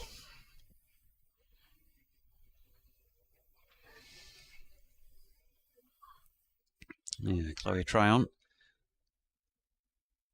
She's on the board as having scored 18 off 14. There's all sorts going on with the scoring here on the board. Crick Info I've got down Chloe Tryon has been 21 off 12. The board's got her down as being 18 off 14. No ball. The wicket, another superb delivery from Nadine de Klerk to finish off the innings. So it's a very disappointing final over as far as the Diamonds are concerned. Just 3 runs from it, and they lost 2 wickets. Lizzie Scott bowled. They're going to finish short of 130, 129 for the loss of 7 wickets. And so they've got a lot of hard work to do with the ball if they're going to be able to win this one, Graham. Absolutely. And credit to the Blaze. They've bowled, on the whole, they've bowled well. They've fielded well. Just the odd blip in the field, but you can see why they're top of the table. It's a very, if I can say, professional performance by the Blaze, and Yorkshire have got it all to do, or rather Northern Diamonds have got it all to do now. 129 for 7, so the Blaze did 130 to win off their 20 overs. There we go then. So well bowled to Nadine de Klerk, who can call the figures up. That finished with 3 for 31 from her 4 overs, and again she's found a way to get through the Diamonds' defences as she did in the Rachel Hayhoe Flint Trophy. Excellent effort from her. The longer it went on, the better it got. Sophie Munro, by the way, I was looking for her figures for you. That was 2 overs, no maidens, 1 for 15. So a good bowling performance by the Blaze. No wonder they're top of the table. If the Diamonds want to eclipse them at the top of the table at the end of this match, then they're going to have to defend 129 to win it. We'll be back for ball-by-ball coverage after the break.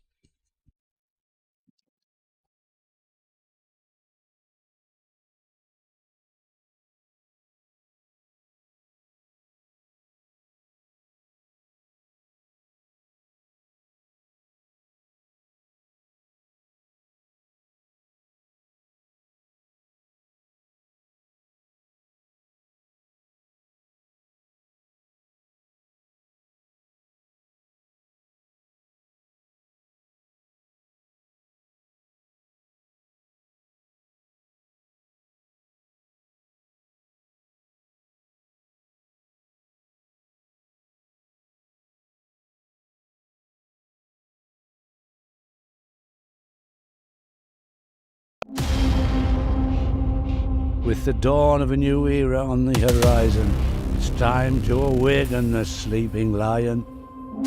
Time to rise and go to war. Hear our cries now, hear us roar. A team with great prospect has now come forth, who fight for our pride and who fight for the North. Together we march, success in our sight, achieving our goals and reaching new heights. Heroes of old and heroes of new, the brave and the bold, they bind us like glue. Stars will be born out on the wicket. Now begins a new chapter at Durham Cricket. Oh, that's 6. That's a biggie. Lovely use of the feet. Excellent from Travaskis.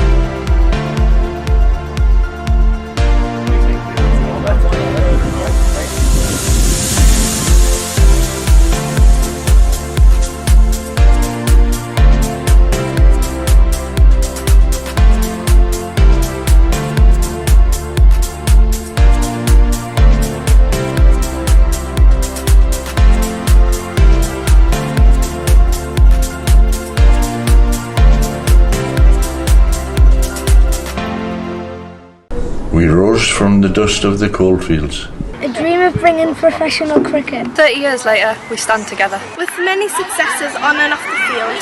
A trophy cabinet full of silverware. A professional pathway for boys. And girls in the north. And community programmes that both enhance. And transcend the sport in our region. But we want to achieve more. We want to reach every corner of society. Welcoming players for people of all backgrounds. Supporting the community to which we belong. We want to be at the forefront of inspiring generations. Inspiring people to be better players. Better people. Better members of society. We are working hard to welcome everybody. Developing inclusive environments. With a commitment to encourage equity, diversity, and inclusion in everything we do. We aim to make a positive change across cricket. Our wider community. We must be accountable. Cricket is a game for everyone. Our programmes are for everyone. Seat Unique Riverside is for everyone. Durham Cricket for the North, for everyone. Durham Cricket for the North, for everyone. Durham Cricket for the North, for everyone. Durham Cricket for the north, for everyone. Durham Cricket for the North, for everyone. Durham Cricket for the North, for everyone. Durham Cricket for the North, for everyone. Durham Cricket for the North, for everyone. Durham Cricket for the North and everyone. Durham Cricket for the North, for everyone.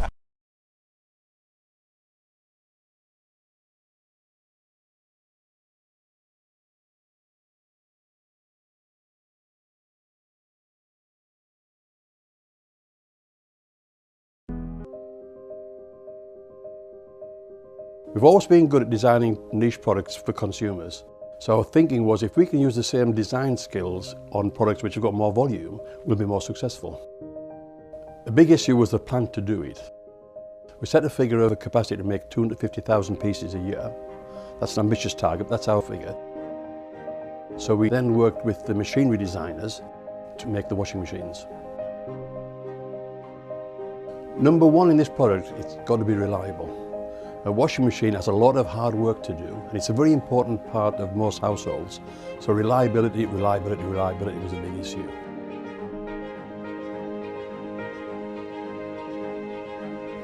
I think any new product, we've got to learn about it, and that's important. We've got to learn about it so we understand it inside out. And that's taken longer than we expected, but we've taken our time to make sure that it's right. There's a big appetite for buying British products, and rightly so, but we can't rely on that. We've got to make a product that competes with all the imports. And of course, remember, we've got our core business here of making domestic dehumidifiers and bottled water coolers and industrial dehumidifiers, so that takes our time, and we don't want to get this wrong.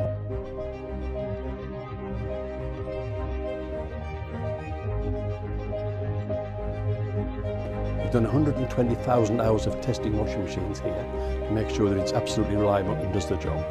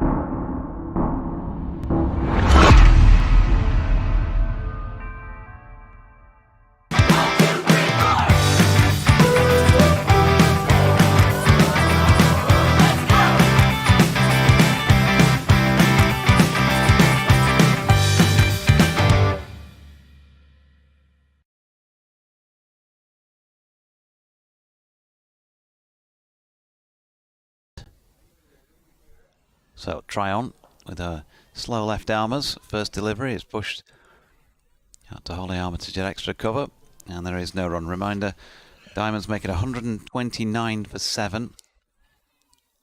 130 then for the Blaze to go clear at the top. Here's try on again. And he's pushed into the offside once more. Holly Armitage in quickly. Another dot ball. And I have to keep this very tight, the Northern Diamonds, if they're going to prove good enough. 2 outside the circle. A setback at mid-wicket and cover. And mid-wicket may come into play here. Well, she's chasing after the ball to that sweep shot, Leah Dobson. But can't get there. And so the first boundary of the innings, and there you go, straight away off to a good start. Reminder, the Diamonds were just 1 on the board after 2 overs. Yeah, good start by the Blaze, and the Diamonds need wickets now if they're going to win this match, as far as I'm concerned. And Kelly gets this away out towards Cow Corner. She'll pick up a single from that, Marie Kelly. So she's got going already. Yep, just 2 balls to go in the over, 5 without loss. Sarah Bryce has a scratch at the guard. Right-handed. In comes Tryon, but that's exactly what the Diamonds do not need, and that is a wide down the leg side.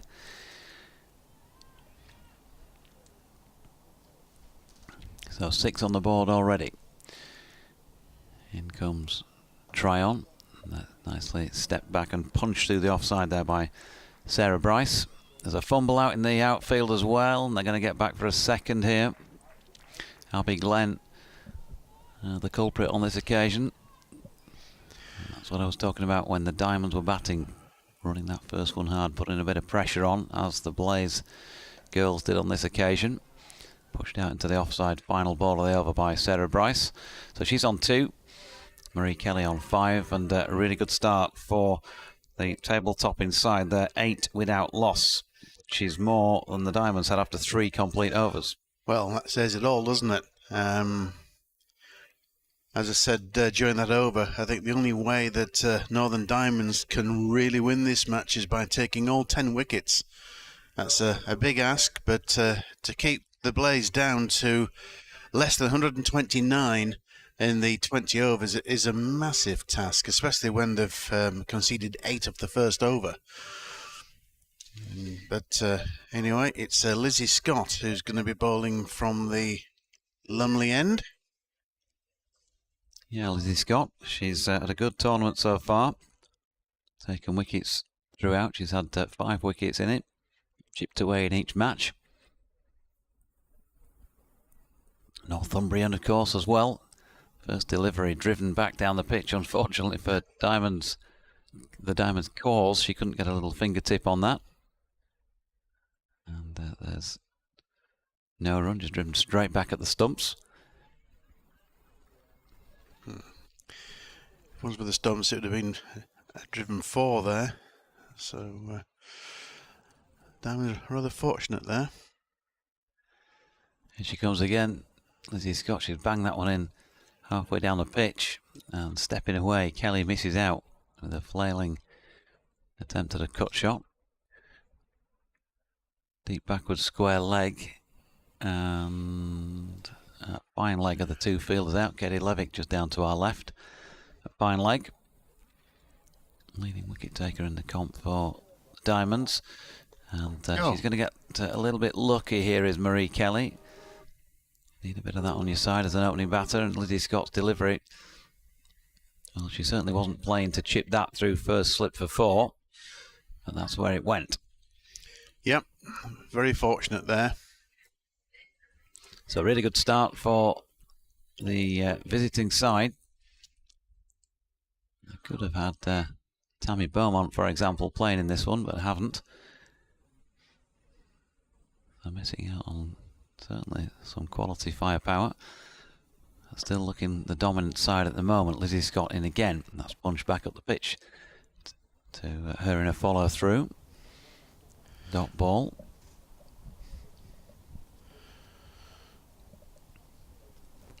They're in front of the DLS marker on the board, which shows 9. They still need 118 to win this, so a long way to go yet.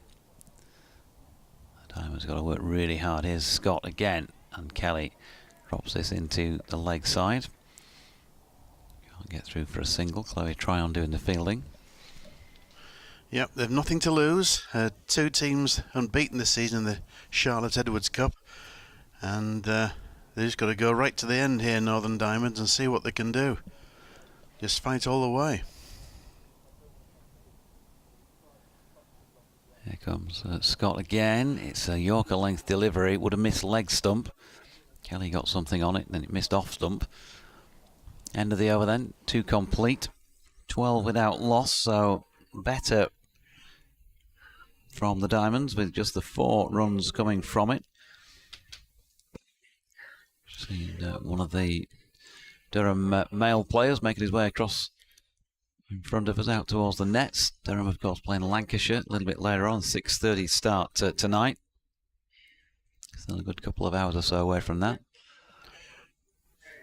Catherine Fraser coming into the attack for over number 3. She'd previously opened the bowling. Opened against Sunrisers at Headingley just the other day. And she comes for her first delivery. Right arm over the wicket. It's worked away a little bit edgy by Sarah Bryce for a single. Chloe Tryon's down beneath our com box at long on here. Just brought up Katie Levick from deep backward square inside the circle. Leah Dobson is who's out at Cow Corner, but she's not going to come into play here because Catherine Fraser has been driven this time by Marie Kelly out through long off for 4 runs. Yeah, a shot full of authority there by Kelly, and Fraser was punished there. Went very quickly to the boundary. Yorkshire have got to pull something out of the hat here, JD. Yep, Catherine Fraser back in place. And she comes again and driven down to long on. This time we're Tryon fields. They get a single. Holly Armitage got the Diamonds together in a huddle before they went out there. Presumably resolving to come back strongly here. But at the moment, it is the Blaze who are dominating this one, there's no doubt about it. And Sarah Bryce has just swept Catherine Fraser down to long leg for 2. So got off to a good start, a blazing start, you might say. 20 without loss in the 3rd over. Still 2 balls to come here. Fraser tosses one up. And this time, using her feet, she almost yorked herself in the end. Driven up to Lauren Winfield Hill, who's inside the circle at mid-off. Dot ball. First one of the over and a welcome dot for the Diamonds, but this one is not going to be a dot. The final ball, another sweep shot, and I think it's tremendous stop there in the boundary. Is it Leah Dobson? No, not Leah Dobson out there. Whoever it was a very good stop, diving to her right and getting up quickly and getting the ball into the keeper. Yeah, it was Grace Hall, who has featured well in the field, I've got to say, in this competition so far. Taken a couple of really good catches, and generally speaking, has got a shift on out there in the deep when she's been sent out. Athletic fielder. It was a good effort by her. 22 without loss after 3. 10 runs coming from that one. The Blaze getting themselves into a very strong position here. As Graham called at the outset, looking increasingly like the Diamonds are going to have to bowl them out to win this one. Lizzie Scott's continuing from the Lumley end. That's turned around the corner by Marie Kelly. Abby Glenn is out there doing the fielding square on the leg side. They get 1. Yeah, they're keeping the score moving along, the Blaze. They know that they're not facing a big total here, and they're just, getting the 1s and the 2s, the odd boundary. exactly what they need to do. 23 without loss. Just 107 now to win in 16.5. Here is Scott again, and that's flicked aerially, this time by Sarah Bryce, but she's gets away without it being a semblance of a chance. Chloe Tryon is in that general area, but it was probably 15 yards to her right as it dropped. 24 without loss then. Kelly on 15, Bryce on 8, and it's the former who is back on strike. Scott in, as the beating this time of Marie Kelly, wraps her on the pad, and he's out towards point, dot ball. Yep, just going down the leg side there. So good over so far from Lizzie Scott. Just 2 runs off 3 balls. And Diamonds have to fight hard to get anything out of this match now. Here is Scott once again. It's short and pulled out past mid-on. And there's a chase which is going to be unsuccessful. And so 4 more to the Blaze. Yeah, I spoke too soon there. It's a short ball and rocked back on the back foot. Marie Kelly, and struck it over long on. So 28 without loss. The visitors here well in front. Diamonds are 26 without loss at the end of the power play. And Kelly stepping into this latest Lizzie Scott delivery, pushes it to Winfield Hill. Out there at mid-off, no run.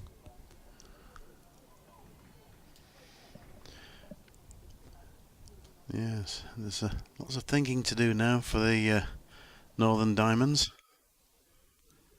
In comes Scott once again. And she bowled her. Middle exactly stump out of the ground. Yeah. Marie Kelly stepping away outside leg stump, tries to flat bat it through the offside. And the middle stump is on the deck. And the Blaze, 28 for 1. The Diamonds are on the board. Yeah, middle stump out of the ground. And Kelly has gone for 19, bowled by Lizzie Scott.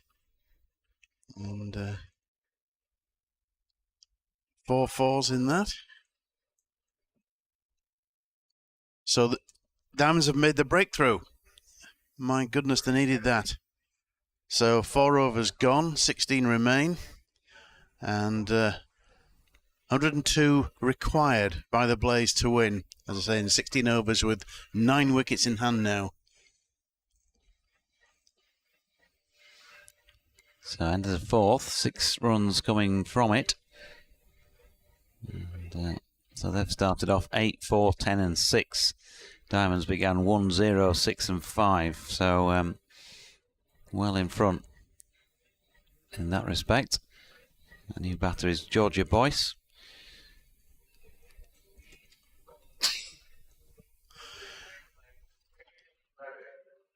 Yeah, I think Katie Levig is coming on now from the Finkel end. And she could have a big part to play in this game. Leg spinner, of course.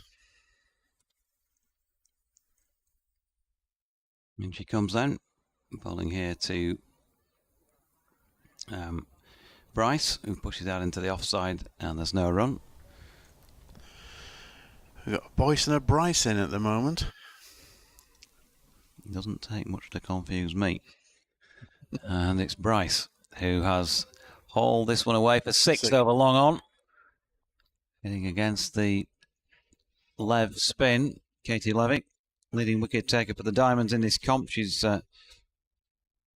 got 9 against her name at this point in time. 15 in the competition last year and was the comp's leading wicket taker, despite the fact the Diamonds didn't get to the final. A dangerous bowler.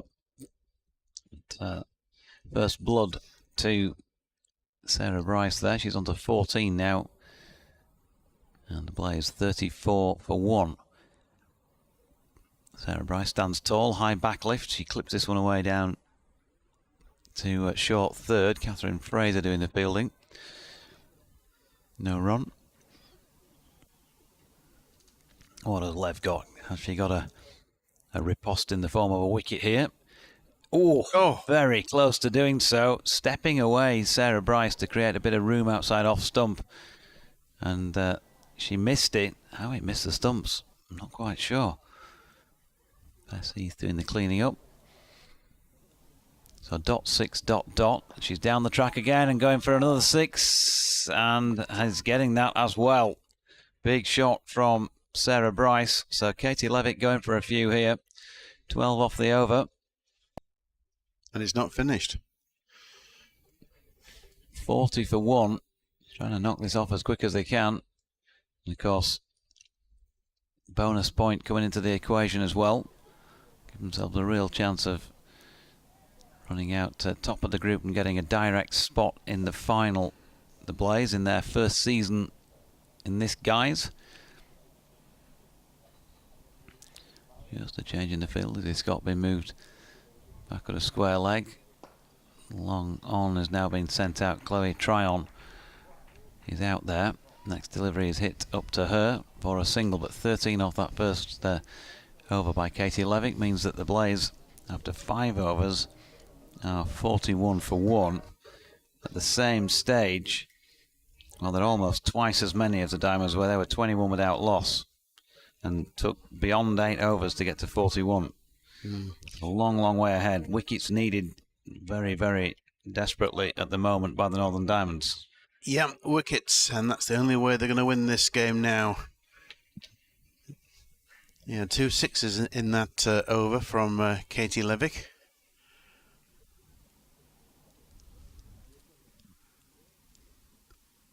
Lizzie Scott back into the attack at the Lumley end. Good full-length delivery first up. Push down to mid-on. No run. It's Sarah Bryce on strike. Made a very positive start here. 21 off 14.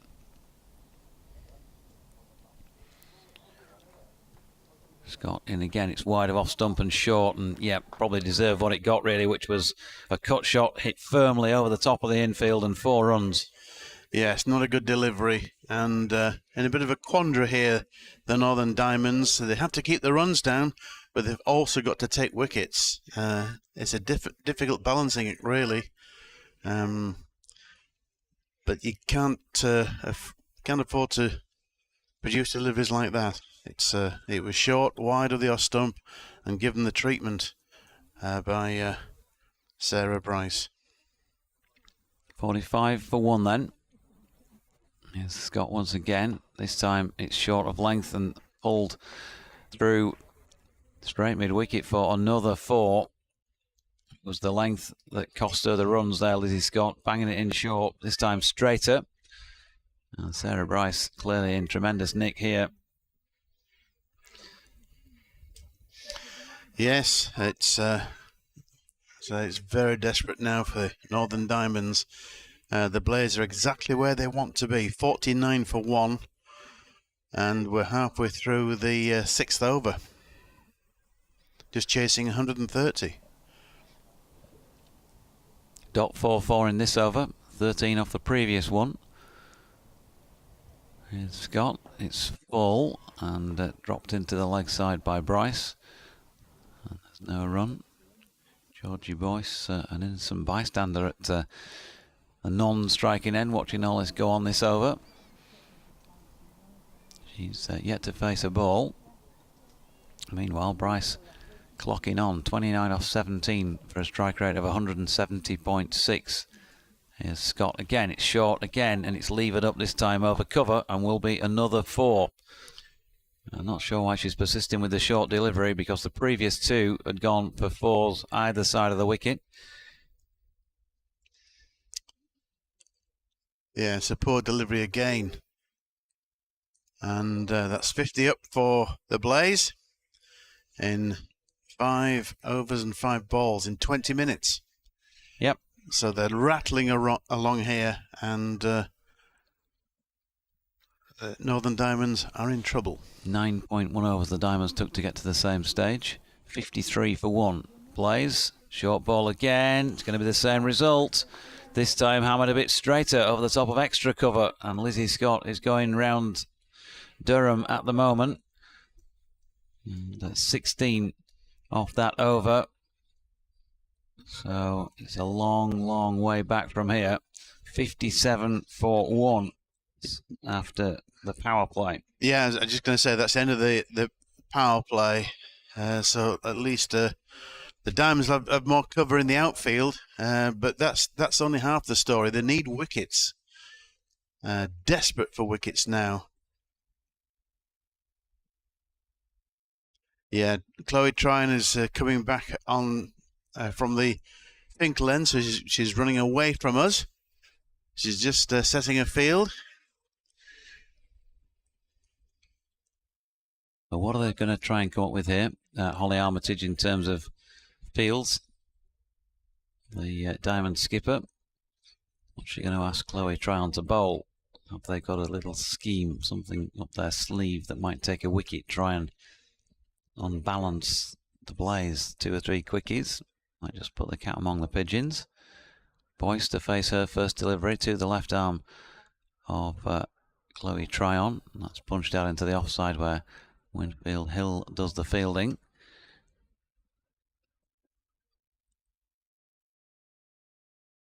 Just dragged this one down short, Chloe Tryon. It's wide of off stump and has been hit firmly out into the offside by Boyce. There's a fumble by Abby Glenn on the boundary edge, and so that's enabled them to get back for a second. Unfortunately, they're just not on the money out there at the moment. A couple of fumbles in the field just allowed extra runs. I know they're a long way in front, but you know what I'm saying. Just looks that little bit untidier. And nicely played this time by Boyce. She's got a good contact on it. Half stopped at point there by Sturkallis. The job complete by Abby Glenn, who was sweeping. Yeah, that delivery was too short there from Tryon. So dot 2-1. Grace Hall looks like she might be getting loose just down in front of our commentary position. He's at long on as Tryon's in and bowling, and Sarah Bryce, good placement. She's pushed that out to Abby Glenn coming in off the cover boundary. 1 run. Got to mix it up with the ball here. Try something a bit different if they can. They're just milking the bowling though at the moment, aren't they? Tryon in again. It was around about off stump and just pushed square on the offside by Boyce. Callis fielding, but they got through for a comfortable 1. Yeah, they're not stemming the runs really, are they? It's a better over in many ways if you look at the number of runs they've conceded. In comes Tryon again. That's pushed out into the offside by Bryce once more. Same placement out towards Abby Glenn. End of the over. 6 runs coming from it. My apologies. Bryce on 39 off 21 and Boyce on 4. Plays 63 for 1 after 7. Yes, it's desperation stakes now for the Northern Diamonds. The Blaze are walking away with this at the moment, really. I think they've just got to keep working as hard as they can. Yeah. There's that bonus point out there, isn't it, for this? So if the Blaze can get across the line by that 1.25 or greater net run rate, then they're going to pick up an extra point as well as the win. And there's something to play for, at least in trying to prevent that for the Diamonds. Absolutely. Just take it as deep as they can. If it's not their day, sometimes it's not your day, is it? But that doesn't stop you working really hard and making it as difficult for the other team to get across the line. Grace Hall is coming into the attack at the Lumley end, bowling right arm over the wicket with that slingy action that she has. And that is pushed out nicely by Bryce. She's timing the ball really well.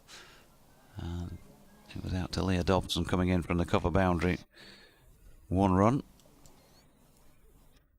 Yes, a very slingy action from Grace Hall.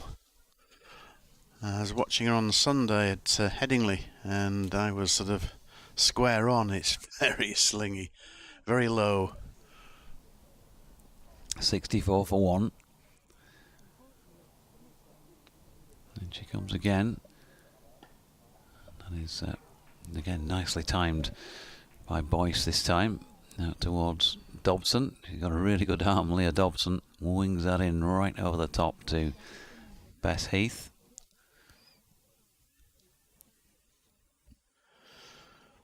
Yeah. Rice on 40 now. Just 22 deliveries. Here's Hall again. And that's pinged away once more by Sarah Bryce. Dobson will make it round the boundary edge and do the fielding. Single. Yeah, it's a difficult situation. They've got to stem the runs, but they've also got to take wickets. But as you say, they've got to go right to the end. If they get there on finals day, they want to go in there in decent form as well. So they've got to keep going. Hall once more, and this time Boyce trying to smash that across the line, misses out. Welcome dot, so 3 ones and a dot. It's been pretty good so far by Grace Hall, who in the tournament to date has taken 8 wickets, second only to Katie Levick. So it's certainly been productive in the wickets column for her. Here she comes again. This is wide of off stump though, and Leah Dobson's going to be called into action again, sweeping. Once again, fires a good arrow back into the gloves of Bess Heath. They get 1. But still 4 runs coming from the over. Just 63 needed to win here by the Blaze. And we're comfortably short of the halfway mark in this innings.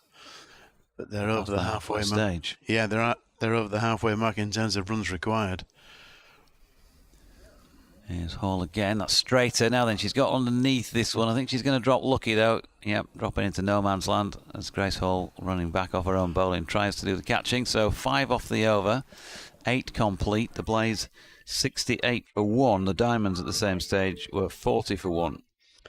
Yeah, that just sums up things there. The ball went straight up in the air, but fell, as you say, into no man's land.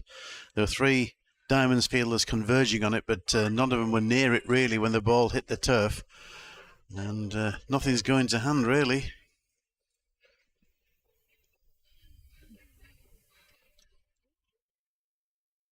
Is this Abby Glenn coming on?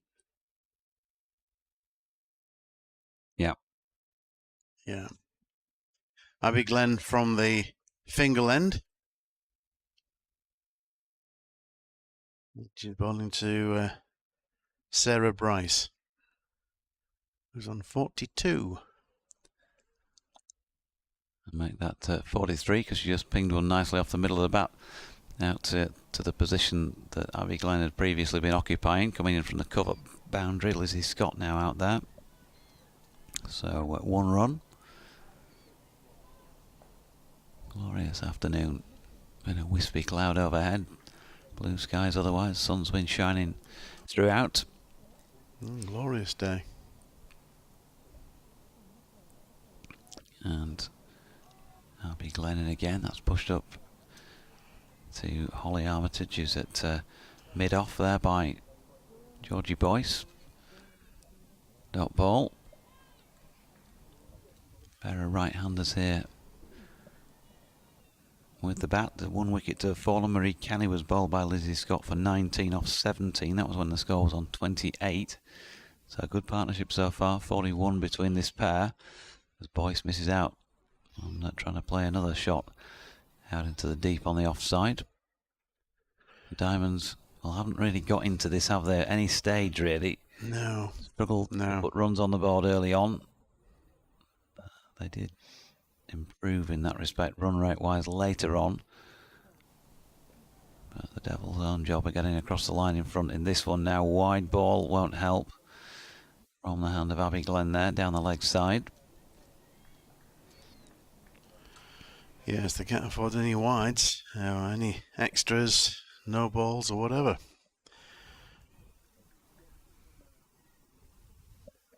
Glenn turns again. And past umpire Ibbotson. Small leg stumpish. It's been whipped away. I think it might be off the pad. Leg by. Yep, that's confirmed by the umpire. So 71 for 1. And still 2 deliveries remaining in the over. Bryce back on strike, sniffing a 50 here. Here's Glenn. Oh, good delivery. But having said that, it still cost her 1 run. The ball pushed back beyond the bowler. Down towards long on. Holly Armitage across to do the fielding. 72 for 1. Yes, they're getting these runs in a canter, really, the Blaze. Although this has not been a bad over.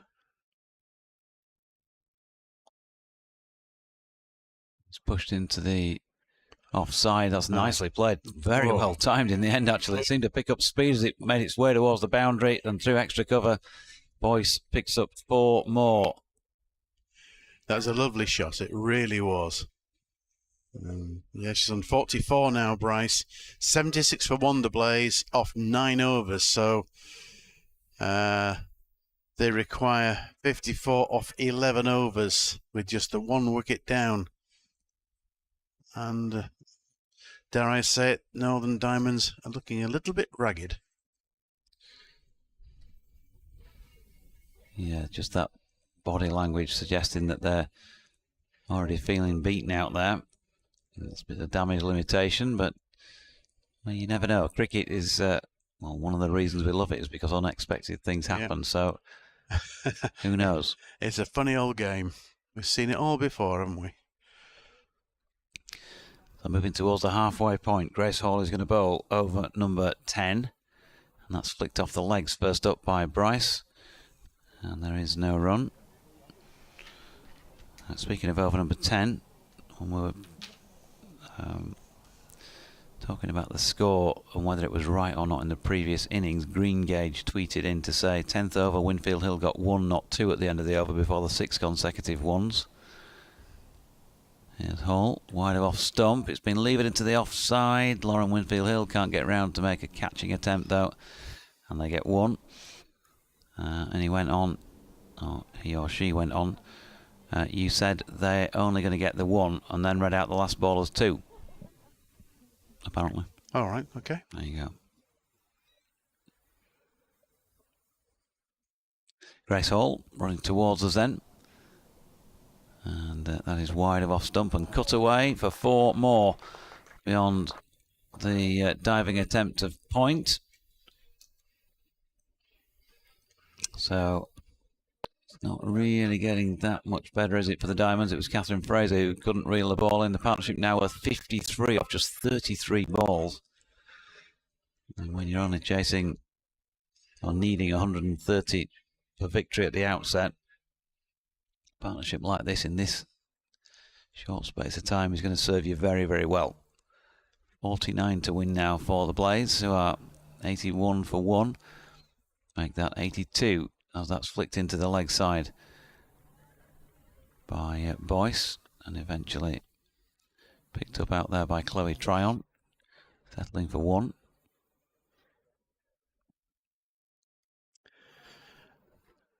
Yes, it's sort of getting towards miracle time for the Northern Diamonds in this situation. Here's Hall again. 4 more.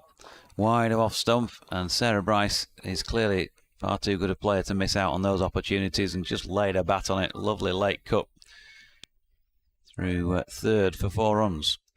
Yeah, she's in a hurry. I think she's on 49 now, yeah, off 29 deliveries. So she's motoring on and totally dominating proceedings now. 86 for 1, the Blaze, needing just 130 to win.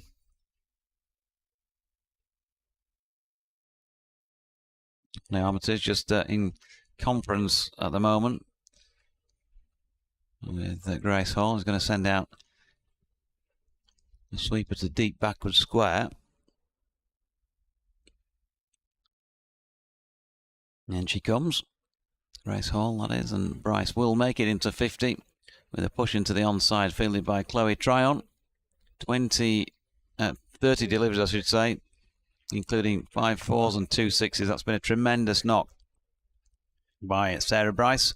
Chanceless, assured, full of, well, some deft touches, a little bit of power hitting, but mostly just really good timing and placement. Super stuff. Blaze 87 for 1 at the end of the 10th. Yeah, well played, Sarah Bryce, the wicketkeeper for the Blaze, showing her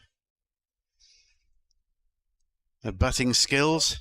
And we're halfway through the innings in terms of number of overs bowled. 10 overs bowled, 10 remain, 43 required to win, with 9 wickets in hand.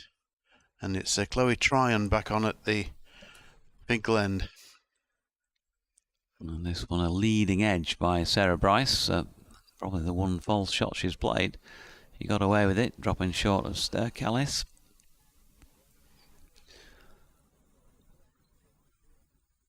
And field has just been brought across from square cover, Grace Hall, and then been sent back. Catherine Fraser been moved. So Grace Hall at point. They've moved short third to short fine. Katie Levick's been brought up just backward of square leg, having a chat with the umpire. Holly Armitage moves herself to quite a straight mid-off and a wicket. Chloe Tryon has sneaked one through the guard of Georgie Boyce, who's been bowled for 15 of 14 deliveries, middle stump, and they are 88 for 2. Yeah, just stepped back and was bowled there. I think it kept her just a tad low, really. And Boyce has gone for 15, bowled by Chloe Tryon. So the Blaze lose their second wicket. But they're still in control of this game. 88 for 2. And a glimmer of hope, I suppose you could say, for the Northern Diamonds. But it's just a glimmer. Now, can they really do something in this over now? Partnership was worth 60 for that second wicket. Catherine Bryce will go out there to join her sister. She's in at number 4, sporting 17 on her back. Yeah, for the Blaze, and she will be on strike here. The Bryce sisters are in the middle.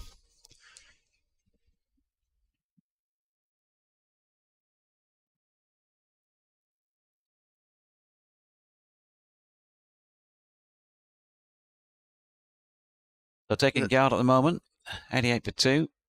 Catherine Bryce.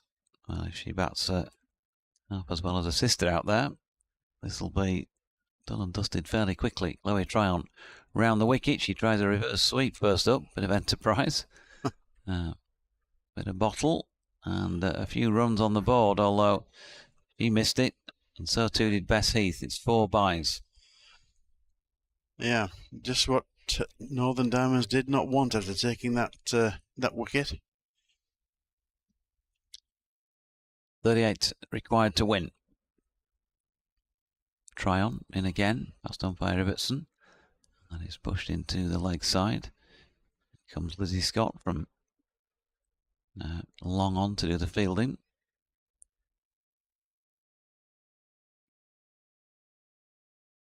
T3 for 2.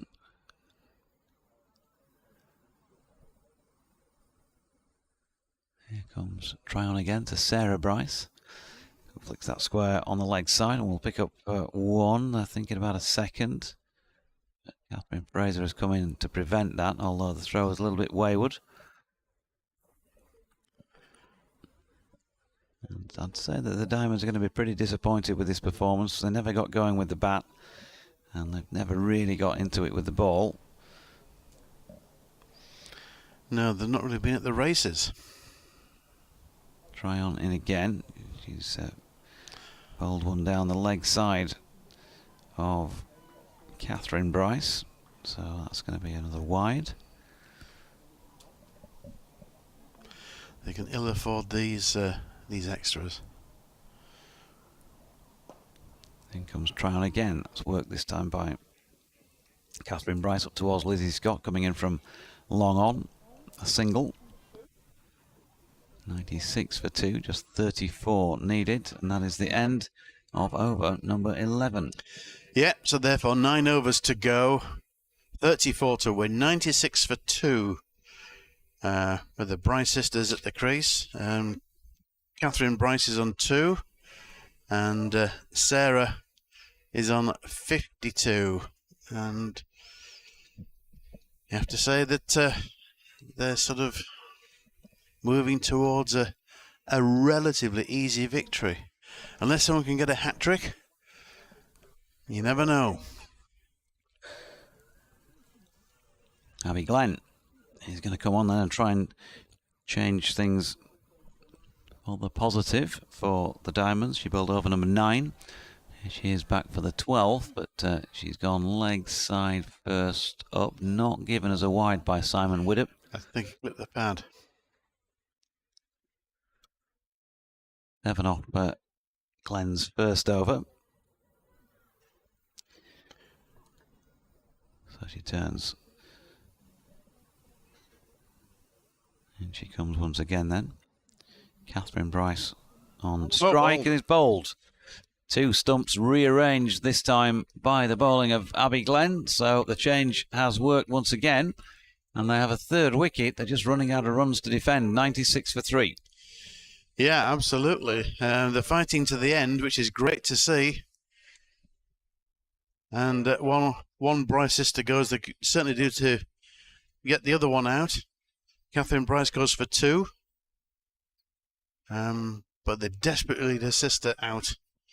And, you know, if they can get another 2 or 3 wickets, then, you know, they've fought hard in this match.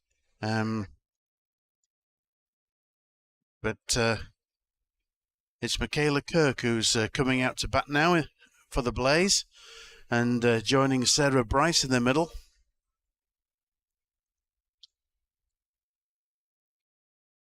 Yeah, well bowled Abby Glenn, who has picked up her 4th wicket of this Charlotte Edwards Cup of 2023. Just changing the field for the new batter. Katie Levick being sent out down to fine leg all the way out. Grace Hall is being moved from backward square to just in front on the boundary edge. There's a long on. And Leah Dobson, well, she's been almost tethered to the rope on the boundary on the other side of the ground, the Lumley Castle side. Another wicket. Abby Glenn is on a hat-trick because she has just hit the off pole of Michaela Kirk. And so, is there a way back in? Will there be a crickety twist to this one? Well, it's not looking quite as bad at the moment, at least for the Diamonds, because they have the Blaze at 96 for 4. Yes, so 2 wickets and 2 balls. But Abby Glenn, as Kirk departs without scoring, facing just the 1 delivery, comprehensively bowled. And is there a massive twist in this match? On a hat-trick now, Abby Glenn. And this could be interesting. So dot, wicket. Yeah. And it's Nadine de Klerk who's coming out now to join Sarah Bryce.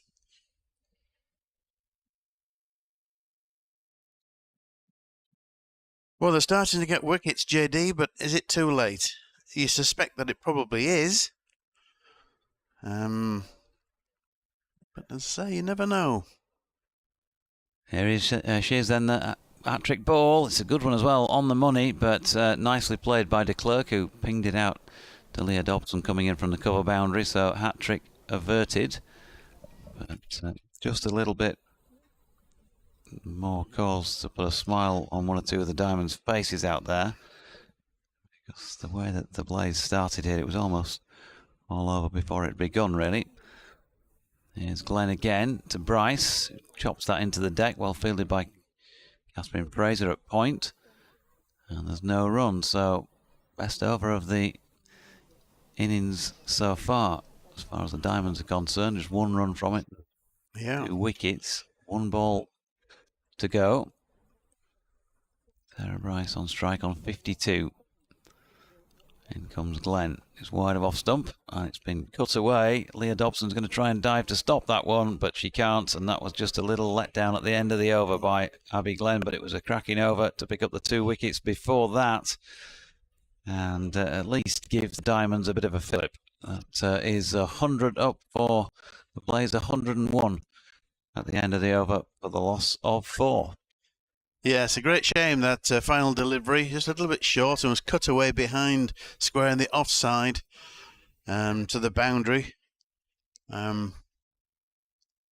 by a batter in form in Sarah Bryce. Just get the impression that because things have not been going well for Northern Diamonds, they're getting a bit angry out there, and they want to take as many wickets as they possibly can. They're trying very hard, but really the Blaze require just 29 runs to win.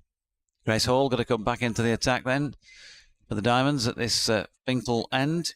A couple of the Lancashire players for tonight's men's match here. Just trying to get by before their cues have been behind the bowler's arm. They've just been for a net. Here's Hall, right arm over the wicket, slinging it down the leg side, wide. Yeah. Wide ball. Signalled by Joe Ibbotson, who is from Rotherham, I think. He umpires in the Yorkshire Premier League. Here comes Hall again. A little bit of shape in towards the right-handed de Klerk, who's got it away out square on the offside, and they're going to take 2. Glenn out there doing the fielding. So de Klerk onto 3. Bryce on 56. 104 for 4, just 26 needed to win this. Cut-off time is 17:17 according to the scoreboard. I don't think it's going to take them that long to get them, but they might be held up by a few more wickets falling. Can the Diamonds at least do that? Long on and long off or out as Grace Hall is in here. It's a slowish full toss by Grace Hall. Chloe Tryon at long on does the fielding. They get 1 run. Yeah, good piece of fielding there by Tryon. Got round very quickly, got the throw in quickly as well to prevent the second run. And they're certainly trying. As I say, I think there's a little bit of anger in their play now, and rightly so. They know they've not played well. So trying to take as many wickets as they possibly can now. The Northern Diamonds. Here's Hall again, and she has the beating of Sarah Bryce on this occasion with one that she gets through just outside off stump. Good take by Bess Heath, who's standing up. Yeah, kept a little low, that one.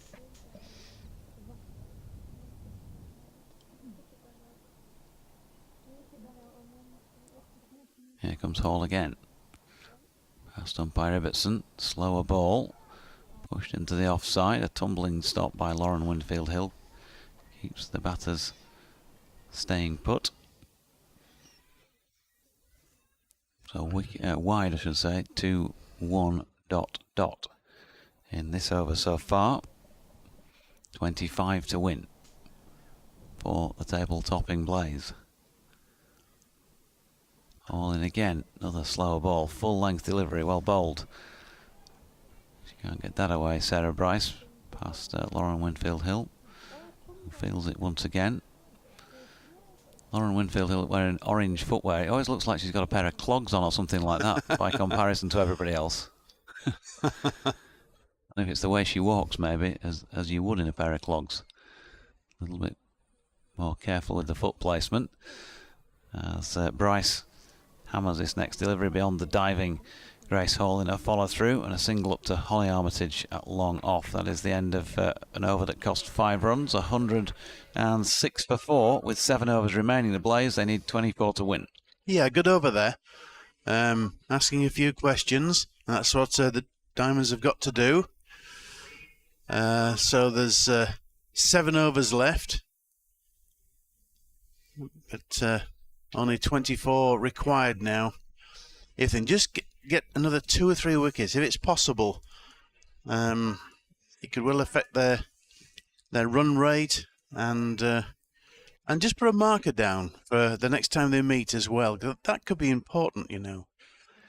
Yep, Katie Levick back on here at the Lumley end. Expensive over from Lev earlier on, so He's trying to pull that back here. First ball to Sarah Bryce, who whacked her for a couple of sixes, was pushed along the deck, this time out to long on. They got 1 run. They like the K's and the B's, don't they? The Blaze, Kelly, Kirk, de Klerk, Bryce, Boyce and Bryce. The first 6 batters.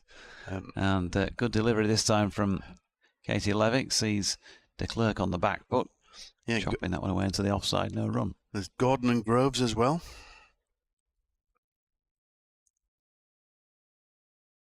There's Levick, and that is flicked around the corner by de Klerk. It might just have the legs for 4. Yep, it does.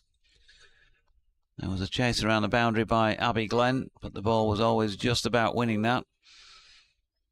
And so the Blaze running down the board here. They did just 19 to win now, 111 for 4.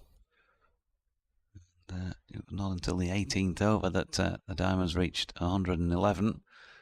Only in the 14th here. A miss this time by de Klerk, trying to chop that one away into the offside. So 1.4. Here comes Lev again. Tosses this one up. Straight delivery, pushed up to mid-off. No run. Katie Levick, 1.5 overs for 18 so far. Grace Hall just been moved to short fine leg. What's Lev going to come up with here?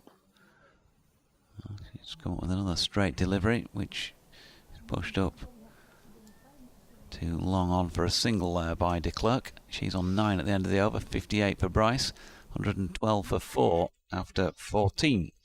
Yeah, I have to say that Sarah Bryce has batted really well for a 58. She's dominated this innings. And as far as the batting is concerned, she's the main reason why they're galloping to victory here, the Blaze. I have to say, de Klerk looks pretty useful. She's on 9, and she's supported as a partner pretty well. I think Abby Glenn's coming on now from the Fingal stand end.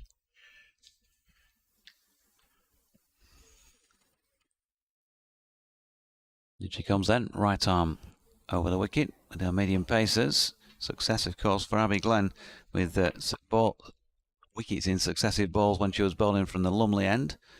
And her first delivery has been pushed into the offside there by de Klerk for a single.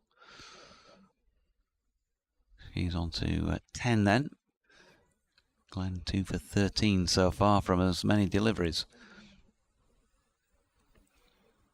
Turns and leaves us behind. She's bowling here to Sarah Bryce, who has smashed this one away up towards Chloe Tryon at long on. She makes a safe job of the fielding, and they get just the 1. They can chip away at these in singles if they want now, all the time in the world to do that. Yeah, it's game management now for the Blaze. As far as they're concerned, just making sure they don't lose any more wickets and just get to the total. They've got plenty of balls to spare. Here is Glennon again. This one's been hit out into the outfield. Grace Hall coming in from the extra cover boundary. He got underneath that one, did de Klerk, and leaving it up into the air. Picked up the 1. England, by the way, declared at 524 for 4, and they've got Ireland 18 for 2. Not looking good for a day's work for me there tomorrow, is it? As Abby Glenn is in, and that's hammered down the ground to Chloe Tryon for a single by Sarah Bryce, who's now on to 60 from just the 41 deliveries. Super stuff from her. 14 to win. Yes, she's batted really well.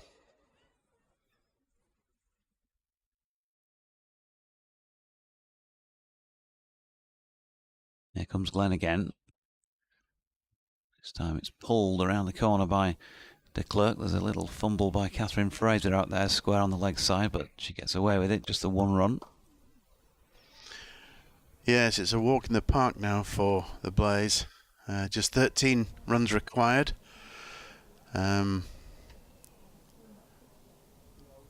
And there's only 5 overs and 1 ball remaining. Glenn to Bryce, who hits this one over the top into the offside for 6. Over extra cover. A big finish to the over as far as the Blaze are concerned. It's down to single figures for them, and it is almost done.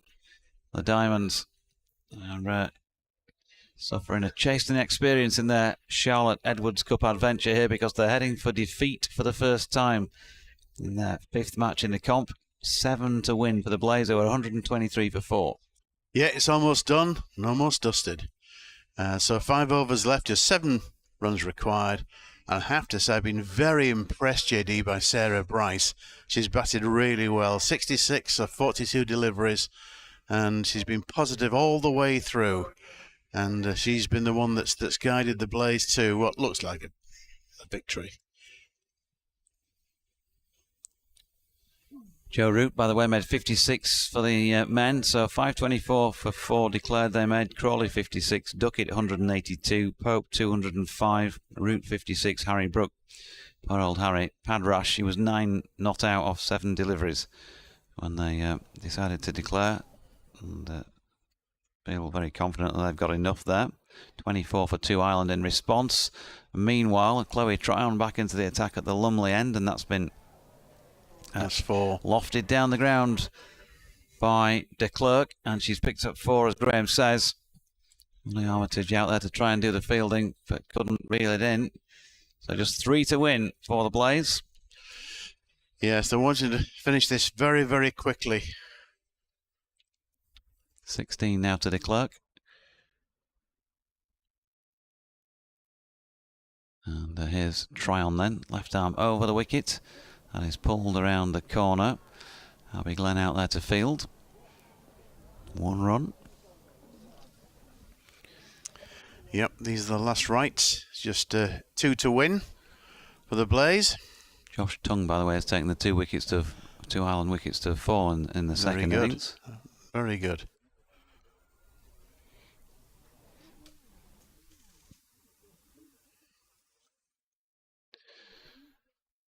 Two to win then. Here's Tryon. Will this be the final delivery? It's been pushed up to long on. Lizzie Scott will field, and they settle for a single there to Sarah Bryce, who may well now carry her bat here. 67 not out. And the scores are level. 4th ball of the 16th. And it's been hit down towards Lizzie Scott, who's dropped it. Not only has she dropped it, it's gone for 4 runs to complete a miserable day for the Northern Diamonds, and a superb victory for the Blaze, who look a seriously good team, and they have completely outclassed the Diamonds really in this one right from the word go. The Northern Diamonds struggling to get the ball off the square in the early stages in the face of some really good bowling by the likes of Lucy Hyam and Grace Ballinger. Nadine de Klerk coming up with 3 wickets for 31, 2 as well from a good spell from skipper Kirsty Gordon. And 1 over for 9 for Josie Groves, 2 overs for 12 for Catherine Bryce, and 1 for 15 off 2 for Sophie Munro. 129 for 7 was all the Diamonds could muster. Lauren Winfield Hill top scoring with 40 there, and also useful contributions from Holly Armitage 23, Chloe Tryon 21, 19 apiece for Bess Heath and for Leah Dobson. So 129 for 7. We didn't think it was going to be enough when they walked out to try and defend it, but I don't think that it would be over quite so quickly as 15.4 overs, but that's on account of a tremendous knock by Sarah Bryce. 67 of 43 deliveries for her, not out at the end, along with Nadine de Klerk, who was 21 from 14. And, well, all you can say is that the better side has very clearly won on the day. Absolutely. Congratulations to the Blaze. A very comprehensive victory by the Midlands-based side, and they go marching on. They've now played 5-1-5, and presumably hot favourites now to possibly win the competition. I can't see them not going to finals day, but Yorkshire, Northern Diamonds can still get there, and if they learn lessons from this, they can still have a hand in, have a say in who will win this competition. But today it's been a bit of a, chastening experience for the Northern Diamonds, and as I say, a pretty comprehensive win, and there's no doubt in our minds that the best team has won, and that team is the Blaze. Yep, they won it then by 6 wickets. The Diamonds bowling figures: Chloe Tryon, 3.4 overs, no maidens, 1 for 29. Lizzie Scott, 3 overs, 1 for 26. Catherine Fraser, 1 over for 10. Katie Levick, 2 overs for 19. Grace Hall, 3 overs for 21.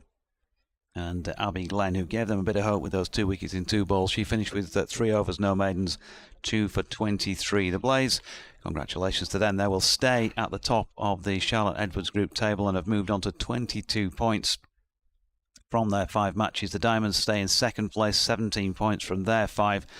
The Vipers are next up, I believe, for the Diamonds at Headingley on Sunday in that double header that we'll have for you, along with the earlier men's match. 11:30 start for Yorkshire Vikings versus Derbyshire Falcons, and then it's the Vipers to follow that in the afternoon for the Diamonds. So that will be another tough game with third place Vipers to play. We'll see how they fare. There's still that carrot of a finals day at Worcester on a week tomorrow to come. If they're good enough to pick up, you would think, 1 win in their final 2 games against either the Vipers or Thunder, we'll probably still see them in the top 3.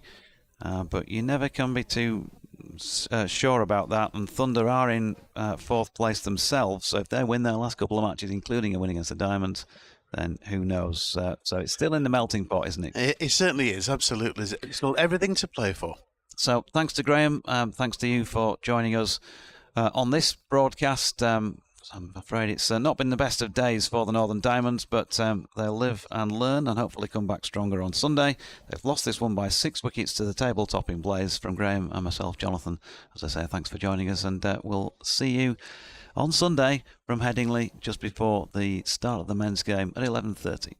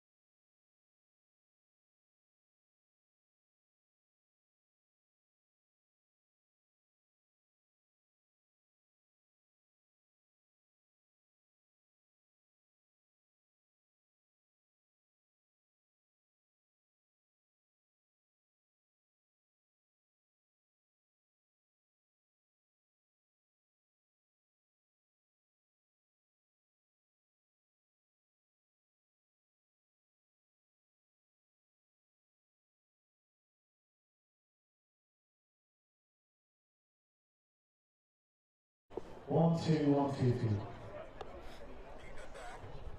See, that's great. Yeah, that's absolutely great. Great, fine.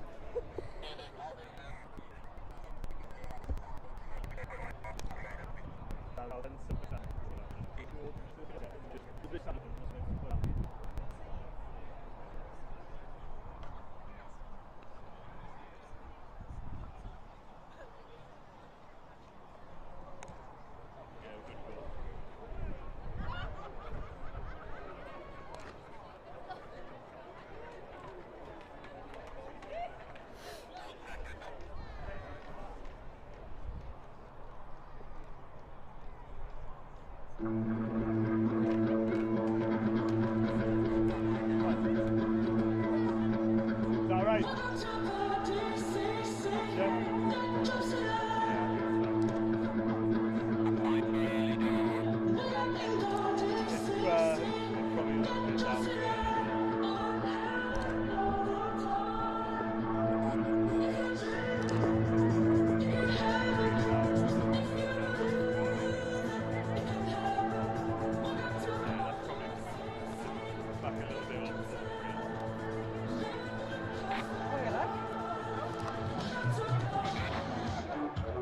Yeah, I think that's fine for pre-game.